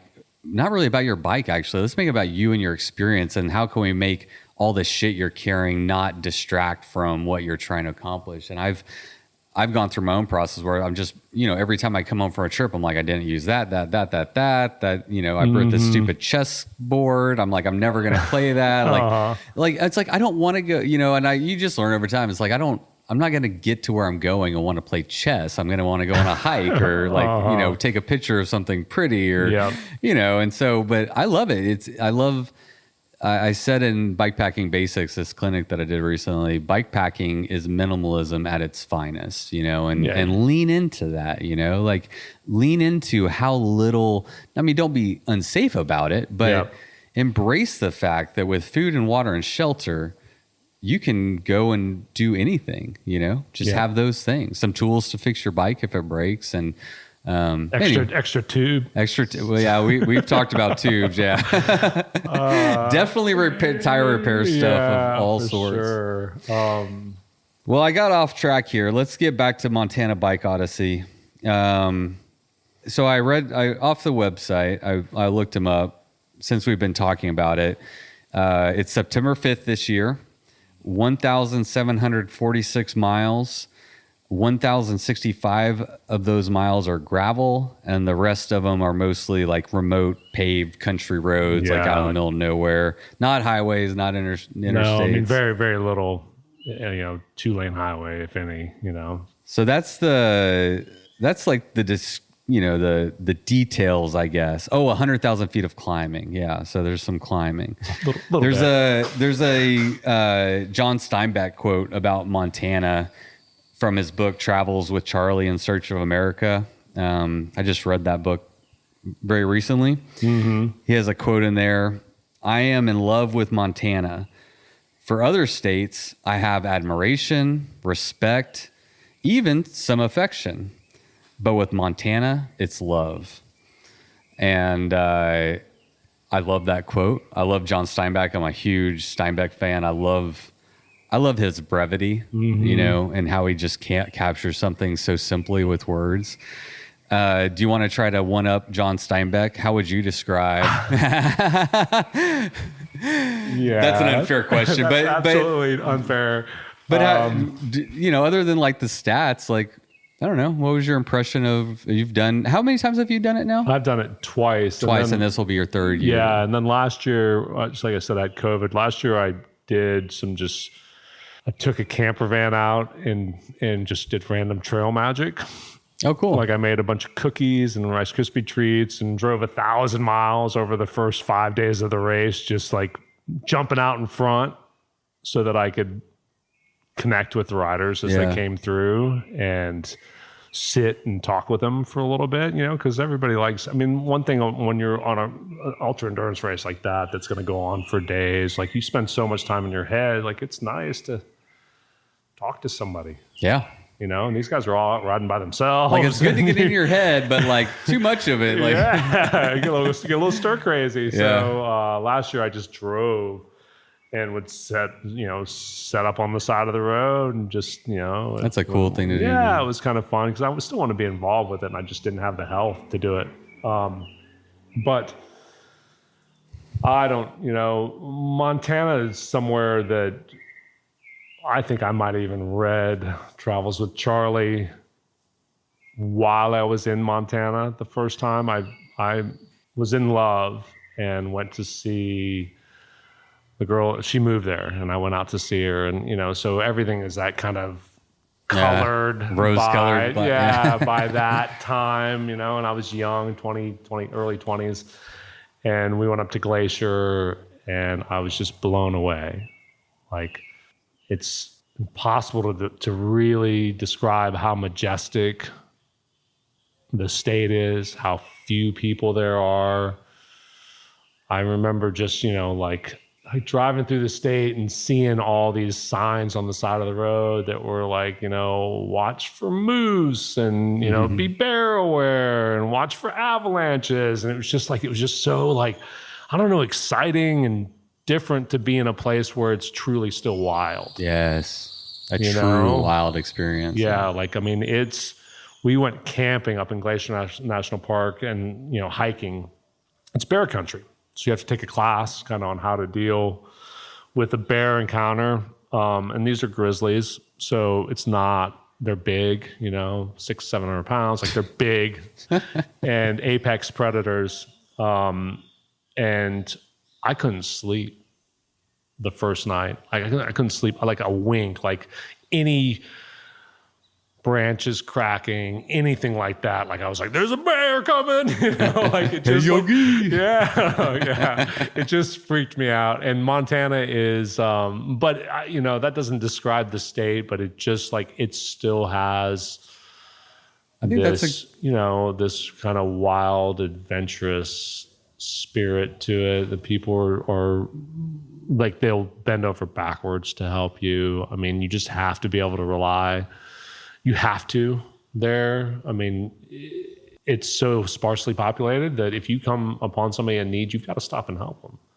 Which is bikepacking too has a lot of that. I think if you're out riding your bike and you run into somebody that's on the side of the road, some races I guess don't want you to help them, but most, you at least stop. You got what you need. Is there? And if you don't, I do it. I have a bike rack on the back of my car always. So if I see someone walking their bike or something, I'm like, hey man, you need a lift or need a tool or something, Yeah. It's so Montana, it's almost in a way like Costa Rica. It impacted me the same way. Yeah. It's just so phenomenally beautiful. It's a place where you just want to be outside.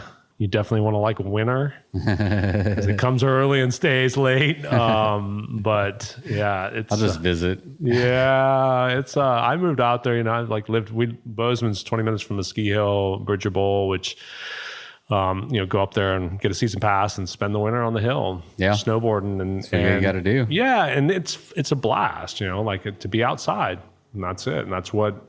At that time in my life, that's all I wanted to do. And I think, honestly, it never left. I don't spend as much time in Montana now. Part of the school process, being able to buy that, was I had a house out there that I'd bought when I was in college. I had to sell that. But the Montana Bike Odyssey is a way for me to go back. Yeah. Yeah, I'm sold. You sold me. Okay, sorry. Yeah. No. Apologize. Yeah. I'm happy to be sold. Yeah, it's good stuff. I mean, it's definitely worth the visit. No, it's a great place to ride your bike too. I want to go and check it out. Like you're going to ride it this year. Yeah. I'd like to go out and figure out a way to, go out and experience it in some way for myself, ride a portion of it, do some. That'd be a good way to do it. Just ride, like, podcasting. if you started, day one, ride the first, 300 miles or something, which would be That'd be fun. You get to go up through the It's actually a really good gravelies. idea because like you and I talked off air, but like I just, with the kids, I can't take 3 weeks off. Yeah. But like I can take a week. I could go ride, X number of miles, finish whatever I'm doing and get a taste of it, and then leapfrog to the end and maybe talk to Grant and one of the people that did it or something like that. Yeah, Graham. Yeah. Oh, sorry, Graham. Yeah. No, that'd be a good way to do it. It's you reached worthwhile. out because like not a lot of people are signing up. Like it's a new event. Yeah, I mean, it's a new COVID event, so was this is so the like third. It's the third year. It needs a little promotion, and I guess it's the fourth year of it will be this year, and it does. It's the people that rode it last year. The 5 guys rode it last year, and they were all young, which I thought was really cool because I've been on a lot of bikepacking trips now, and it's not a lot of young guys doing it. Like it just, I think that we were talking about that costs money, and having the time and all of that. It can be something that, you've made to a certain point in your life for some people anyways, to be able to do that. But these guys were all fairly young guys that went out there and did it. And the guy that won it, Dexter, Copius. Yeah, Copius. I remember. Yeah, he did it in 10 days. Wow. That's fast. Yeah, it's hustling. It is cool though. I think, I've been interviewing more, like PJ Terry's a great example. But a lot because of bikepacking is getting out there. It's not mainstream, but people are you can learning learn about it. Yeah. And we're starting to see, high schools have cross country programs, and then they're like, oh wait, you can take your shit bikepacking, and there's this whole other level. And I think we're just going to see more and more young people, which is wonderful. Yeah. More people, young or old, I don't care. Yeah, just get out and ride your bike. Just get out and ride your damn bike. Yeah. Uh-huh. I'd like to go out there, and I appreciate you putting it on my radar, and also like through the podcast, like putting it on other people's radar. I'm part of what I want to do is grow this community and give people access to opportunities through information, and I this is one that is relatively new. It sounds amazing, and needs to get some more, more riders out there, I think. Yeah, it's just, to see Montana, that's it. Like it's a great. Yeah. You're not going to be disappointed. Anybody that shows up to do the ride's not going to be disappointed by how magnificent Montana is, right. And how gracious a host Graham is, like he just, as the race organizer, he's an advocate for bikepacking. He's an advocate for cycling in general and Montana, and like he wants you to interact with the communities. And when you're riding through it, he realizes that there's an economic upside for all these small towns that we're riding through, the more cyclists that come. Like it's just, it's a good thing. His vision is solid, and it's, he's doing it for the right reasons. Doing it for the right reasons. Yeah. Absolutely. Yeah. No, he sounds like a awesome guy, and I have a kinship with that, with what I do in East Texas, and trying to show people parts of Texas that they wouldn't normally see, and pop them into little mom and pop shops, and with Betsy Sue behind the counter or whatever. And it's been a very enriching experience for me to be able to create that and to provide that to the community, but also to the people who participate. I think it's a mutually beneficial thing. And I think it's good for society. We were talking about perspective, coming to a different culture and embracing their culture and respecting it and being aware of it. We need that perspective the same way that we need the perspective of doing hard things and taking that into our daily life and be like, actually, this isn't that hard. Perspective is muy importante. Yeah. Well said. Well said. Gracias, senor. All right. So let's tie a bow on it. I wanted to close out with, can we talk about Addy and his tattoo? Do you think you would mind? I don't know if he would or not. Yeah. Well, I'll ask him later. Yeah. You can still tell about the phrase though. Memento mori. Yeah. Yeah. I don't know if I can like summarize it well, but it's just, to me, it's a concept. Okay. Right. And the concept is, we have, let's say life expectancy is 80, and you break that down and think about that in the number of days, like you can absolutely figure out how many days we're going to be alive. And I think really what it means is just to be aware that this you have today and then it's gone. And you're one day closer to using up all those days. And so be intentional about how you use those days. And it's easy to get sidetracked. We all do it. I do it all the time. And I say this kind of stuff because it's more, I'm just trying to reinforce it with myself, like it's so easy to get distracted and be in a shit mood about something, and you kind of wasting that like very precious time. It's weird. This is so interesting because today I was out in the surf and there's this guy that paddled out, Sergio, who's I met out in the water, I don't know, a couple years ago, and he's from Colombia originally, and he's a fisherman now, and he surfs. Super nice guy. And I was like, "How you doing today?" And he's like, "I'm great, man. It is a great day." I was like, "Yeah, what's going on?" Because I know he's I thought he was going to like see his son or what was going on. He's like, "It's just, I'm here. It's today. It's a great day, like that's enough." I was like, "Sergio, that's like, thank you." Because it just made me think about the rest of the day, or certainly the rest of my session in a different way. But that, to me, that's kind of memento mori, and if I'm, at least the way I understand it, the way I've paraphrased it in my own brain, but just being aware and realizing that it's finite. And we got to keep, we got to use it. Yeah. Time is precious, very precious. Mm-hmm. Use it or lose it. The phrase I said that came to mind again when you talked about Sergio was there's a song that says, "Be here now, what a place to be."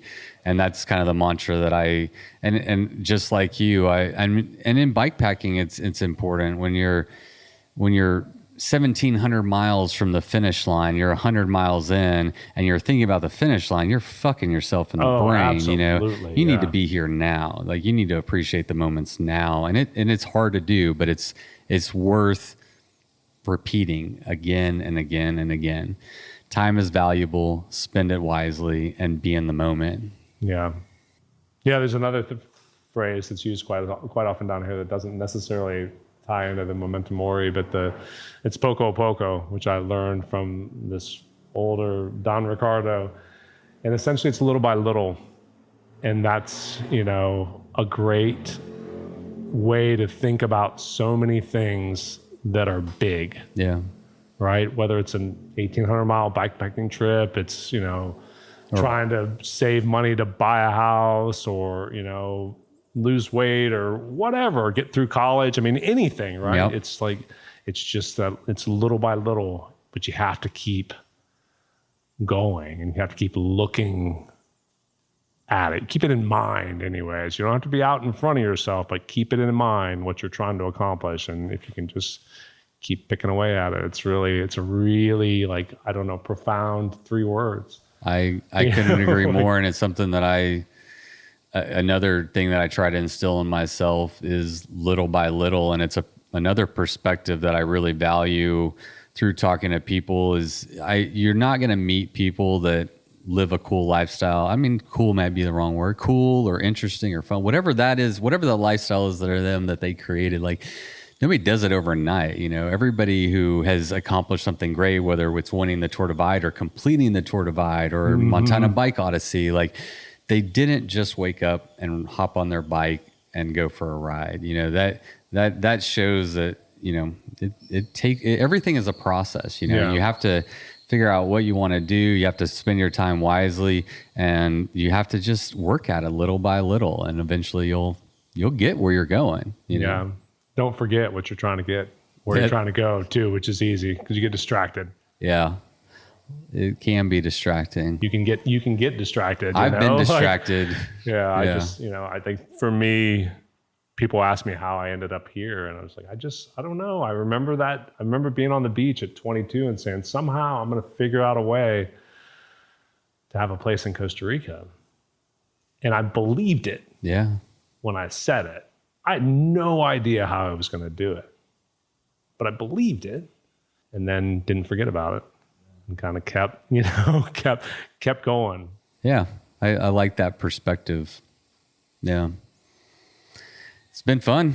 Yeah, I really appreciate it. Yeah. It was great to get to spend the week with you and to ride with you and Natalie and just watch you surf and it's surf. Yeah, it's that's hard stuff. It's hard. It's hard stuff. Riding a bike, that saying, riding a bike, just like riding a bike. It's true. You can get back on your bike after not riding for a while and ride again. Yeah. Surfing's one of those things there's a lot of muscles involved, and there's a lot to learn.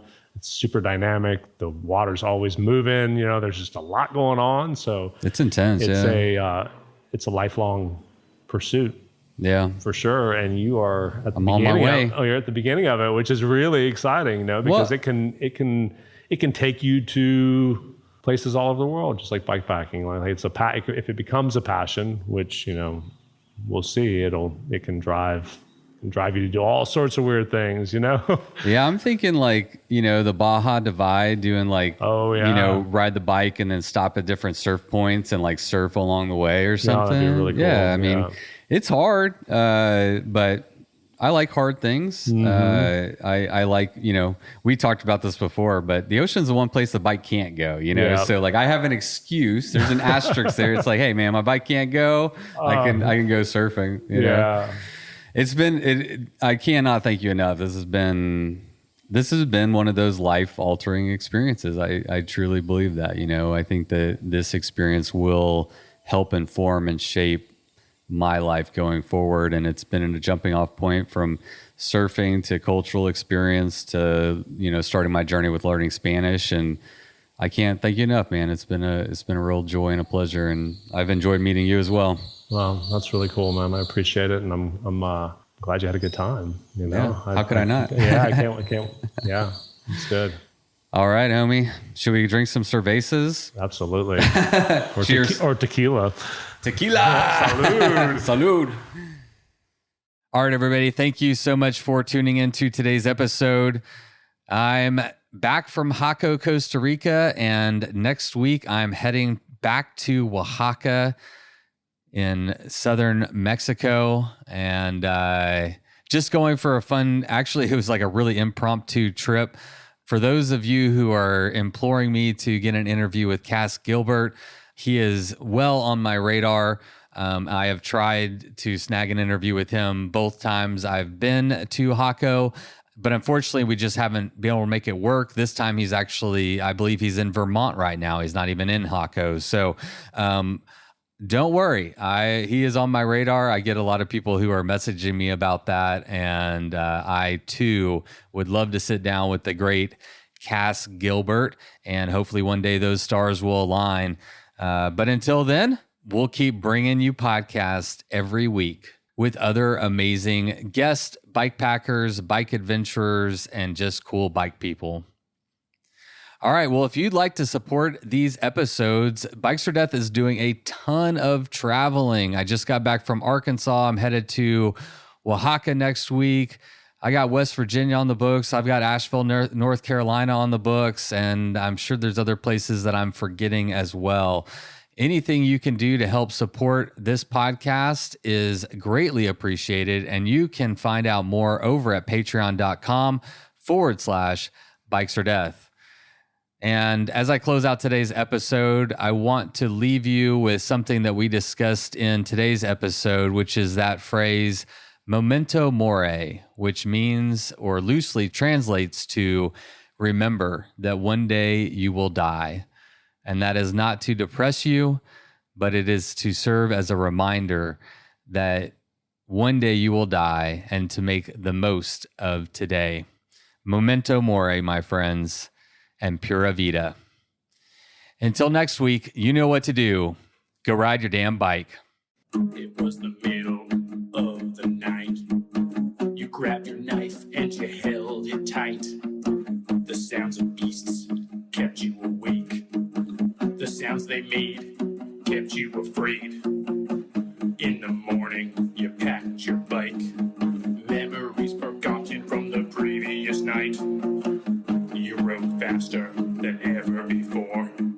Was it your imagination or merely folklore? Fear turned into strength as you pushed further.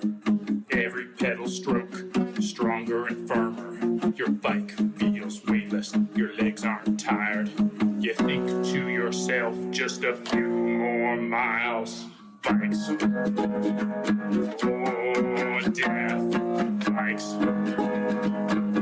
oh death.